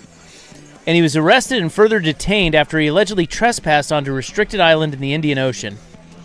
He had hoped to establish contact with a secluded Sentinelese tribe. He did so by leaving behind a can of Diet Coke and a coconut as his offerings. It's like a gods must be crazy sort of thing. He also filmed the island and collected sand samples before returning to his boat. They are investigating. He said, it may be claimed to be an adventure trip, but the fact is there that he has violated Indian law. Outsiders meeting the Sentinelese, Sentinelese, yeah, that's how you pronounce it, could endanger the tribe's survival. Yeah, you're not allowed to mess with those people. You can't even get within 3 miles of them. No. And the fact that people keep trying to do this, I mean, they're saying, like, if you have even a common cold that their immune systems can't handle, you could wipe out the entire island. Yeah, so I don't really know how he didn't get attacked. Don't know. They must not have found him. But they were probably out. Maybe they were at the movies. Well, I mean, I'm guessing if you're, I mean, it's a. I think it was a speed dating thing they had going on. So yeah, maybe they were all at the bar. He's damn lucky. Because I mean, they fired anybody. Like, remember, airplanes go over and like they throw spears at him and stuff. Like, it's a no go. How dumb do you have to be to do that? He could get up to 5 years in prison. Really? Yeah. This kid. Interesting. 5 years. Yeah, I mean. So they reported that he meticulously researched sea conditions, tides, and how to access the island before embarking on his journey. And he was there on the beach for an hour. God. Unsuccessfully attempting to catch the attention of the islanders by blowing a whistle. What a jackwagon. So he was lucky. Trying. Yeah, he's lucky to be alive. He began his return trip. Local fishermen eventually noticed him and alerted the authorities. So what was the plan? Like, you blow the whistle and they show up? What's the plan when they start shooting at you? Yeah, good question. I don't know. And by the way, like, they're probably not going to recognize him. I wouldn't think so. From their social medias. No, he's like, hey, everybody. And why did you give up after an hour? Yeah, it's a long time. Is it? Yeah. Sitting out there on the beach for an hour? Dude, that guy should be fortunate that he's in prison. In fact, they should just send him back to the island. I'll do one of these. Hey, bud, you can get 5 years, or you can go back on the beach for 5 hours. You make it out after 5 hours, no countsies. See what happens. Now, this one is a little... I think this is a little less douchey. Still stupid, but, you know, influencers. God, I know that influencers serve a purpose, but my God. Now, this guy's a little older. He's a fishing content creator. Of course he is. And he filmed himself being attacked by a shark in Fiji. Did he want to get attacked by a shark? No, the shark just attacked him, which is why I kind of give him the benefit of the doubt here. He was in the water. He was filming. You can see the video. It's wild. Yeah. Because that shark, so he's in pretty deep, well, I don't know how deep the water is, but obviously the shark comes out of nowhere. Sure. And, dude, that shark freaking flies. He is on him like... I mean, he's just on him so fast. What do I look up? That he really had no chance. Oh, yeah, I see right here. Other than to just... He was at the mercy of the shark. Now, the shark's not that large. He attacked his leg. He has full use of his foot. He's on the mend. But obviously it was he was attacked. And he filmed it all. It's a gray reef shark. Oh, yeah, I see it here. Look at how fast that shark. Oh, my goodness. Isn't that wild? Yeah, so he's just got like a helmet cam on. Yeah. So he's just swimming, and the shark just comes out of nowhere and freaking. Yowzers. I mean, dude, it's. But, okay, well, I give this guy some, like, he was just fishing. Like, he wasn't trying to do anything dumb. He just was filming himself. Although, spearfishing, I mean, you probably do have blood in the water. Like, God, that thing is terrible. He's lucky that's a small shark. Yeah, I mean, it's not that small, but. I mean, certainly. It's not like a great white. Well, I mean, tiger, hammerhead, I mean, reef shark. He's lucky. That leg could have been gone. That is not a big shark. He's bigger than the shark, it looks like. He says he has no hard feelings towards the beast. He did have a spear gun. Did he shoot He did not shoot it. He didn't? Well, you can see it in the video. He's pointing right at it, but he doesn't shoot it. I couldn't tell because dude, that thing got on him so fast. I don't know. He didn't know what to do. No, everything goes like crazy, and then there's just blood in the water. Yikes! Hey, man, influence. Yeah, they say the shark was about 6 feet. Influence is not for the weak of heart. He is saying that he underestimated the size of the shark. He said, looking back, that should have been enough of a sign to call the dive. I never thought a shark of that size posed much of a threat, and that was my mistake. Yeah, so he saw it. Oh. He just thought it was like, whatever. Well, what are you going to do, shark? Yeah, you see sharks. I mean, we were scuba diving we were snorkeling in Hawaii, and there was one below me. Scared me, but I mean. Well, I still have the photo of that dude. That was like 10-foot tiger shark. You were in a cage, dude. Had you been out of that cage? No, I was in a cage. Yeah, you would have pooped your pants. Yeah. But that photo is terrifying. Yes, he's coming right at me. 100%. And he's big. Yes, I could not handle that. I don't know what the shark that we saw was pretty deep. It was enough for me to want to leave, but it also wasn't enough for me to I don't know. I didn't pee myself in panic, but I got out of there. I was like, all right, we should probably let's go this way. But you know what they're saying? They're saying that the plain black wetsuit. Yeah. If you're in the tropics, you want to stick to the plain black wetsuit. Apparently, they've had an uptick in these gray reef sharks with divers wearing camouflage wetsuits. Really? Yeah. For whatever reason. They're just they figured it out. They think it's something else. Yeah, they figured out your camo. I feel like there's been an uptick in shark attacks, period. Well, I think people are getting more and more brazen. Yeah, brave with the sharks. Like, what are they going to do? Well, that's what this guy thought. Yeah. He's like, what's that shark going to do? It's a small shark. He's far away. He's going to rip your leg off. That's what he's going to do. And he flies at you 100 miles an hour. Yeah. But it is true that shark may not rip your head off, but you realize that if it takes a hunk out of your leg and it hits the femoral artery, your ass is dead. Yeah, exactly. Yeah. We're just too friendly with ocean animals. Hey, it's all for the gram, man. It is all for the gram. Right. We got to get the vid. See, that guy, that guy loves this. He saves his leg. He's getting a lot of attention. Yep, right now. He's gone viral. That's exactly what he wanted to do. Yeah. And exactly what the dumbass at this Sentinel the island. Guy. It's true. Like that what guy. He wanted. So that guy's fine, right? He's got function of his leg. Whoa. If you ask that guy if he wishes that would have happened, I'm guessing he says yes. I'm guessing the bite is worth the attention that he's going to get. Now the other guy going to prison for 5 years. Probably not. Maybe not worth it. See, that's why I'm not an influencer. Racist. When you're an influencer, you got to be willing to lay it on the line. That is true. That one kid, who's that douche? Well, they're all douches, but every one of them. Who's the one that's real famous? He's the one that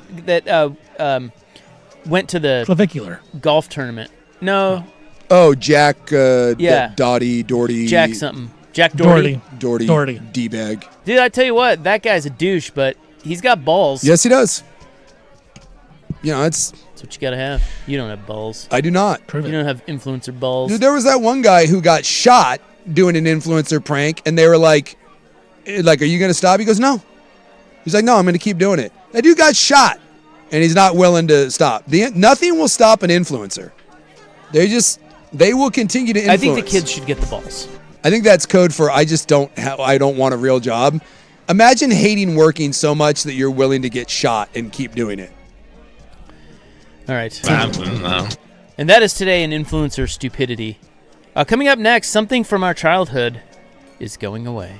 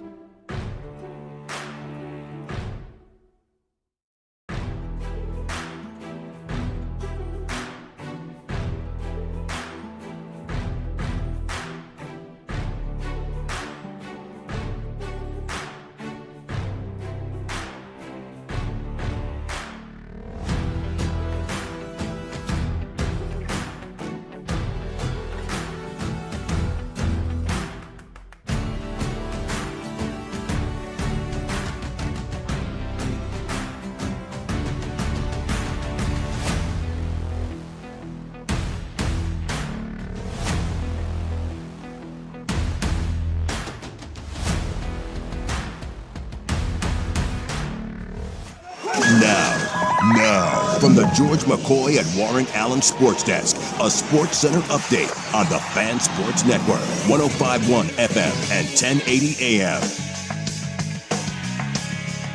First on the fan, Golden State Warriors and forward Draymond Green, they agreed to a one-year deal worth just over $27 million. It's the exact same contract Draymond had before he opted out earlier this offseason when the Warriors were pursuing LeBron James. Once LeBron goes to Philly, Draymond gets the same contract he had going forward. Eagles, they are re-signing Jalen Carter to a 4-year, $152 million extension. Could be up to $160 million with incentives for the two-time Pro Bowler to stay in Philadelphia. Tampa Bay Bucks quarterback Baker Mayfield, he is going to report to training camp without a new contract and will play out the final year of his deal before becoming an unrestricted free agent in next offseason. Raiders coach Clint Kubiak says today that Kirk Cousins is going to be the starting quarterback when the Raiders open practice tomorrow. The Raiders did draft Fernando Mendoza number 1 overall in this past NFL draft. And the Packers officially placed Micah Parsons on the physically unable to perform list. Parsons expected to miss the start of the season. I'm Stephen Vaughn from the George McCoy at Warren Allen Sports Desk. Don't call your mom. Call George McCoy at warrenallen.com.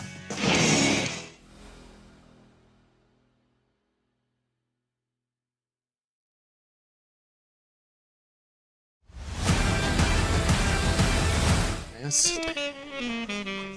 All right, now to our childhoods.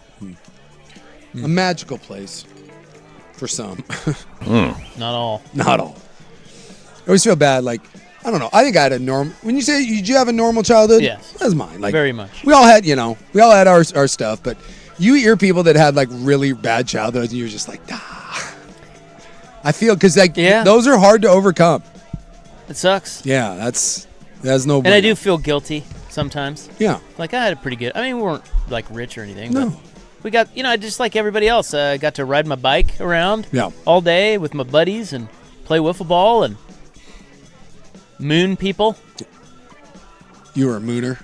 Yeah. I could see that. I mooned my mom once. Yeah. Driving by. We'd moon my mom, but then she'd flash people. Ooh. Yeah. Bull had that comeback. And then what? Yeah. People learn that lesson. Well, kids. You get what? Mischief.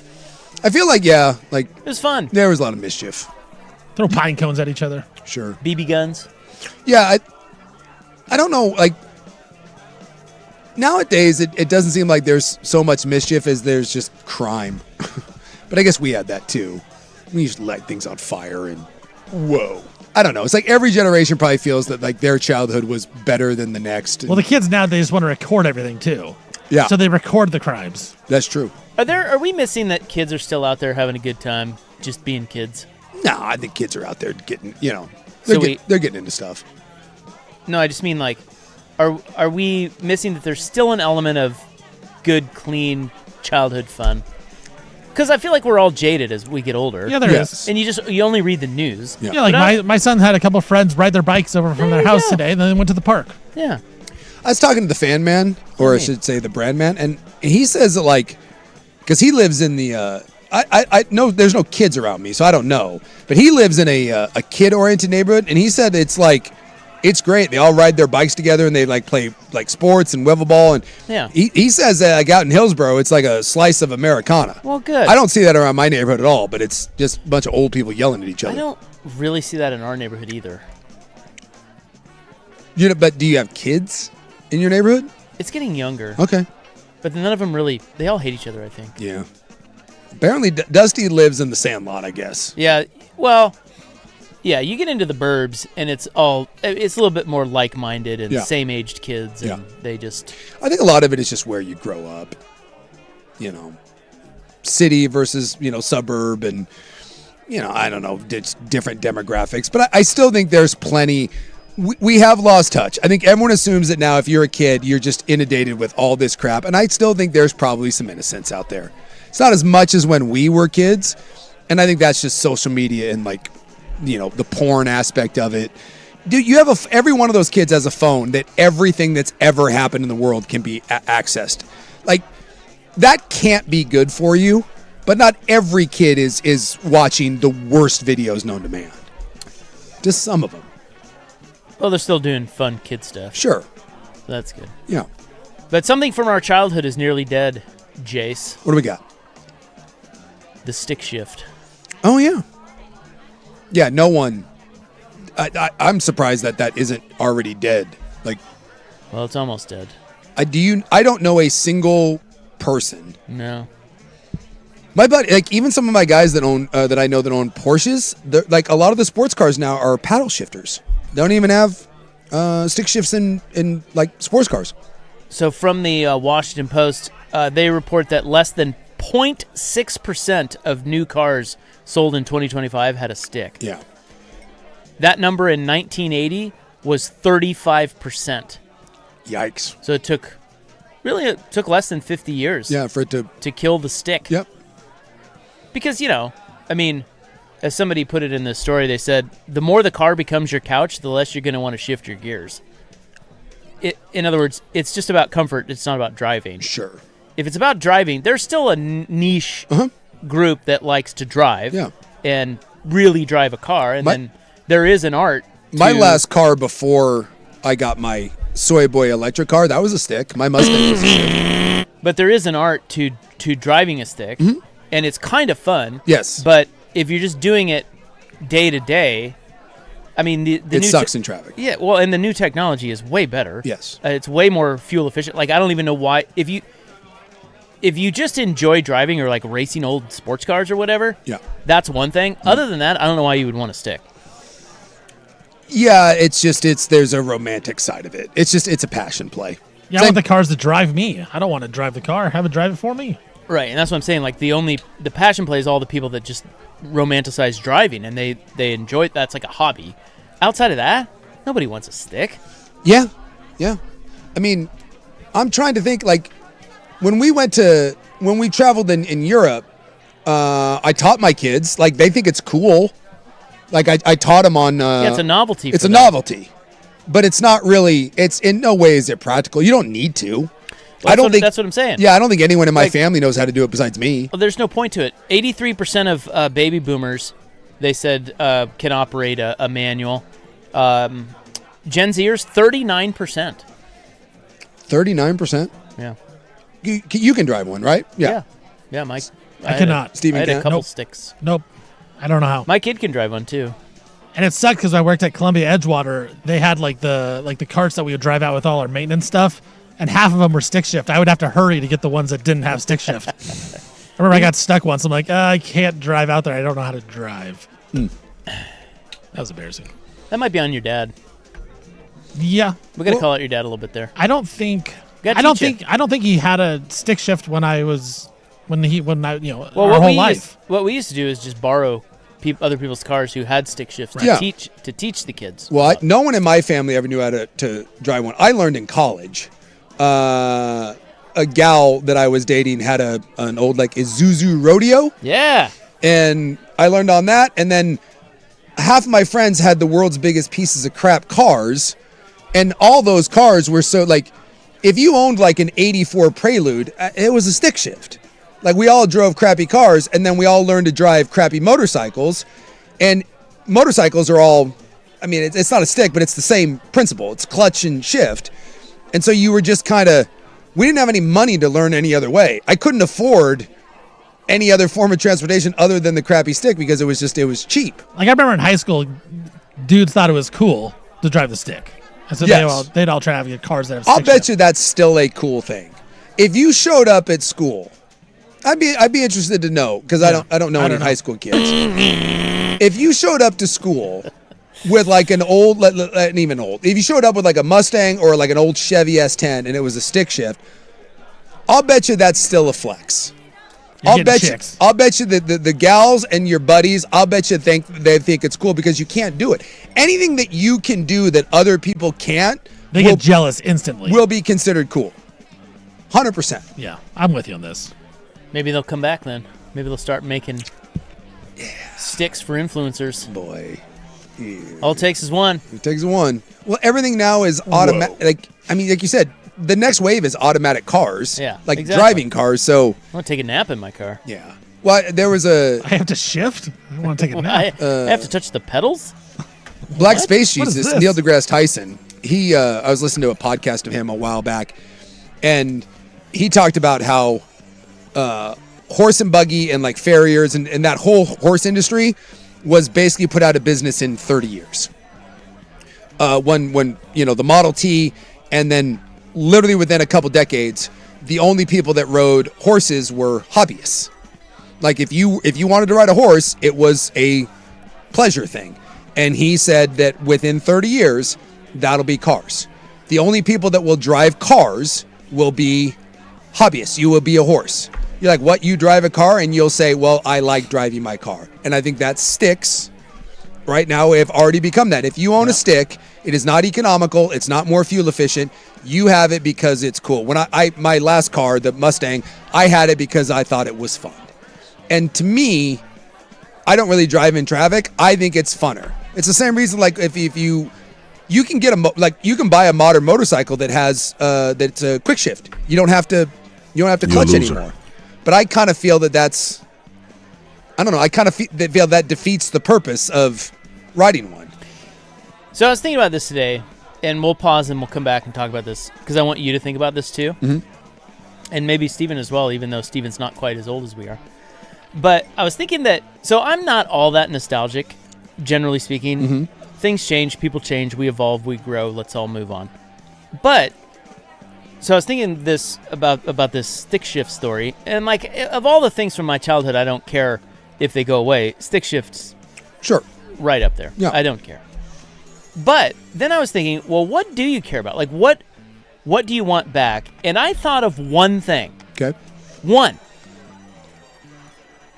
From my childhood that I actually kind of miss.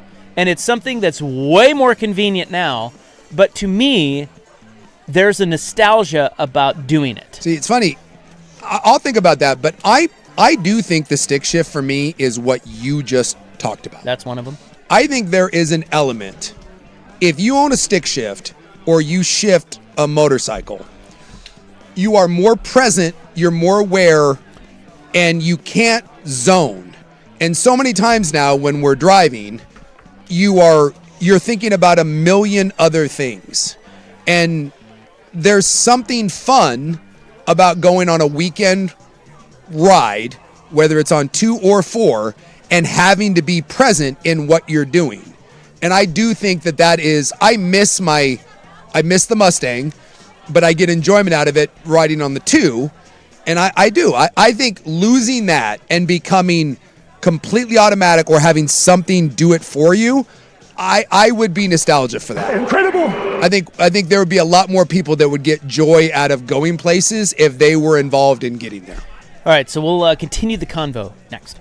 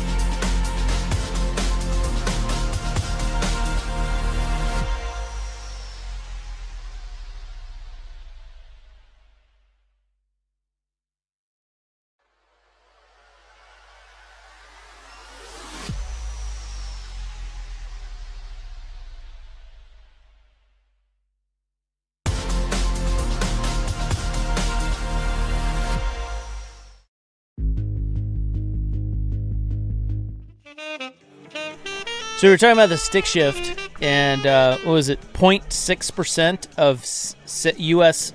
auto sales last year? Yeah. Had a stick. I'll tell you what, I believe we would have less accidents and if people had to drive sticks. As someone, like, there is an idea of you have to be aware of what you're doing. And it's more fun. It takes, I was telling Steven this, if you have to drive somewhere that's 15 minutes away to like run an errand, it's kind of annoying. But if it's a stick or you're riding a motorcycle that's a manual motorcycle without the gearless shifters, it kind of turns it into a fun little thing that you go do because you can, you're like your speed racer. You're kind of working through the gears a little bit. It's a fun little, zippy car. Well, also, like you said, you have to focus on it. Yes. Where if I'm going to have to go to the grocery store, I got to go somewhere in this 15-minute drive, I'm paying attention, but I'm like more in a hurry than anything. Yes. It's like I need to hurry, get there, and get back because I don't want to do this. And you can't do it when you're having to be locked in and pay attention to what you're doing. Or that you were locked in. You also have to check scores. You have to text your buddies. Fire play the Aces tonight. I got to check the score. You got to tune the radio. You got to make sure the AC's. You got a lot to do in there. Yeah. Right. Anyone, if you are on a bicycle, if you're on an e-scooter, anything with two wheels, you will be, because you don't really realize it a lot when you're driving, but if you're on two wheels of any kind, you will be it's shockingly it's scary how many people's heads are up their ass while they're driving because you have to be paying attention and you realize that no one else is. And the amazing part is when you see someone on two wheels and they're paying less attention and you're like, how dumb are you? You're in the position to die and you're still not paying attention. So I don't care that the stick shift's gone away. I do. So I was thinking, like, what do you care about? What are you nostalgic about from your childhood? Yeah. And I'm not a real nostalgic person, but I did think of one thing that I really do miss this. And it is way more convenient now. But I miss going and shopping for music. Yeah. I totally get where you're going with this. So Spotify is great. Yes. And everything, and I think you'll learn more about new stuff that you had no idea was out there through Spotify. And you may like this and that whole, you can get on it. The rabbit hole of Spotify is amazing. Yeah. But there is something about going to the record store or I was a little post records. I was tapes. I was a tape guy. And just picking through everything and looking at and seeing what's on sale and then picking it out and having to wait until you get home or at least in the car and throw it in your tape deck to hear the other songs. To just sit and listen to the other, because radio drove, like radio plays music and you're like, oh, I'd really like to check that out or get that. So you go into, you wait till the weekend, you go to Radio Shack or whatever it is. Yeah, we're Tower Records. Yeah, whatever it Sam was. Goody. And you sift through everything, you get the tape, you're so excited, you go home and you put it in and you get to listen to all the other songs besides the one that you hear on the radio. Because you have no idea what those songs are. You have no idea what you're going to hear. And that, I love that. And you still have a little bit of that with Spotify, but I just, or whatever you use, Apple Music, whatever. I really loved that. Dude, because back in the day, Fred Meyer had the CD gift certificate that you'd be able to buy, and you just like give it as a gift, and you get one free CD. Like that was the whole thing. Like anytime I went to a birthday party, like I would just give that to the person and be like, oh, sick, I gotta go to Fred Meyer and get a CD. Like I'm with you. Because my first thought was the same thing. Was kind of like the discs type thing. Because video games is going away from that. They're doing all digital copy. They're not having physical copies anymore. My PlayStation doesn't even have a slot to put games in. Yeah, like because the new Grand Theft Auto is coming out in a couple months, and they're going all digital. People are upset about it, and I kind of agree. Like I love having it in my hand. Just like when I play sports bets, I love having a bet slip in my hand. Like it's great that I can do it from my phone, but to hold that piece of paper, seeing my bet, I think it's a great feeling. Yeah. Yeah, that is a good one. The exploratory music. Yeah, I miss it. Yeah. I would love to be able to do that. And you can't. I mean, you can go to Music Millennium. And there is coming back. Some people have said on the text program their kids are really into tapes now. They're going back and vinyl has always been a thing and record store days and there's still things of that nature. But they become more of a, again, it's like the horse thing. That industry is dead. It's a niche thing. Right, you're just, it's a throwback, but it's never coming It's never going back the other way. Digital's here forever. My two, because there's two. One's broad, and I didn't think about it until you brought up the music thing, and I'll piggyback on it. But the one that I miss arcades. Oh, yeah. I liked arcades, and I liked pool halls. They still have arcades, though. Not really. Not you really. have like the Dave and Buster's, but those things are so expensive. Yeah. I literally miss going to, and they've tried to do some of the nostalgia ones, but they're crappy. I literally, growing up, my favorite thing to do was if you had $10, there was a pool hall and a nickelcade right by each other on Mill Plain.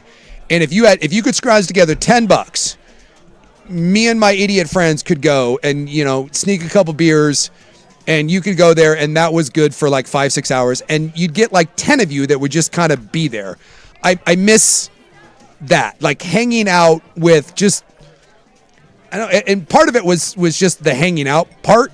But I miss, because now with like, there's not a lot of pool halls anymore. There's bars that have a pool table, but there's not really any dedicated pool halls, and there's really no arcades. I miss those two things. And then the other one that I was thinking about that's kind of a broader term, and it made me think about it because when you said about the music, I miss finding out about things. Everything now it's just, you it's all there. You're inundated with, like you said, if you want to find, if you're into rock music, within 2 minutes, you can find every new rock song known to man. If you're into a certain type of movie, you can go to Netflix, you can go to an entire category, and everything is at your disposal. I kind of miss stumbling across new bands. I miss stumbling across new movies, word of mouth. Something like that. Oh, I don't even remember this being in theaters. Oh my God, I'm at Blockbuster. This, a referral to a friend. There used to be a sense of kind of wonder because it was hard to find new information. You actually had to seek it out, or it had to seek you out. And I've always thought that working for something or having to mine something, there's a little more enjoyment in it. And I just think in general, because everything comes so easy and information is so fast, you just kind of take it for granted. Like I remember hearing the first time I heard Metallica, the first time I heard Pearl Jam, was like my life changed. I remember hearing the first time I heard a Springsteen album. It was like, oh my God, I've never heard anything like it. Now, if you hear a band, Spotify will tell you, here's 9 other bands that sound just like it. And you may listen to one song, where I remember listening to Nebraska or Born in the USA or Injustice for All, sitting in my room and going through the entire album. And it was like this exploratory thing. And there's just not so I don't know how you define that. It just, I guess the sense of exploration and wonder is gone because there's just, you have so much information. I miss that. It's a sense of accomplishment because you feel like you found something. Yes. That's like, wow, I found it. I didn't know about this. I found it. I love it. How about how hard it was to get together with your friends? Yeah. Like, you would have to call them. Yeah. And you would have to go through their parents. Like their parents would answer. Yes. Hey, can so-and-so. Can Isaac play? Is Jason home? Remember knocking at the door and asking if your friend could come out and play? That's another one. And then having them tell you no, and you're like, oh. Is Jason home? No. Oh, you'd be so sad. But then when he was there, it'd be like, yeah! Let's go beat some kids up. Yeah, you would. It was kind of fun. It was.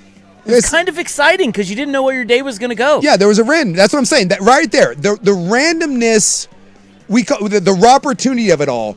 You didn't know what that you so just set off. I want Jason to be home because he's my first choice. I'm gonna go see what Jason's doing. And if Jason's not home, then I'm probably gonna have to spend the day with Steven because I'm gonna go to Steven's house next. Yeah. And then after that, oh my God. Yeah. Am I gonna have to go to Dusty's pool again? And the answer is yes, because the option was going home and not doing anything. You didn't want to do that because there was nothing cool to do at home. It's like I will do anything but go home because there's nothing good happening there. Yes, there was a sense of wonder. And now, and I get it because we're all guilty of it, but when you're bored, you just get on your phone and you doom scroll for like 4 hours. You're like, scroll through here. And I even get it sometimes. Like my buddy will come over and we'll be hanging out. And it's like, I'll turn on something and I look back there. I'm like watching a show. And the BTJ and my buddy will both be sitting on the couch scrolling. That drives me nuts. And you're just like, yeah. It drives me nuts. Yeah.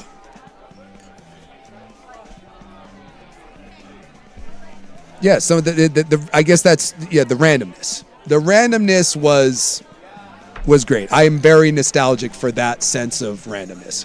As Rob said, you never knew what the day was going to bring you. And sometimes it was nothing, and other times it was really, really cool. Sometimes it was a total bore. Total bore. And other times you were like, oh, my God. This is remember best this day ever. Yes. Right? Best day ever. Your buddy showed you like his sister's like bra or something. You're like, what? Or you, God forbid, like, and this is kind of like a pervy thing.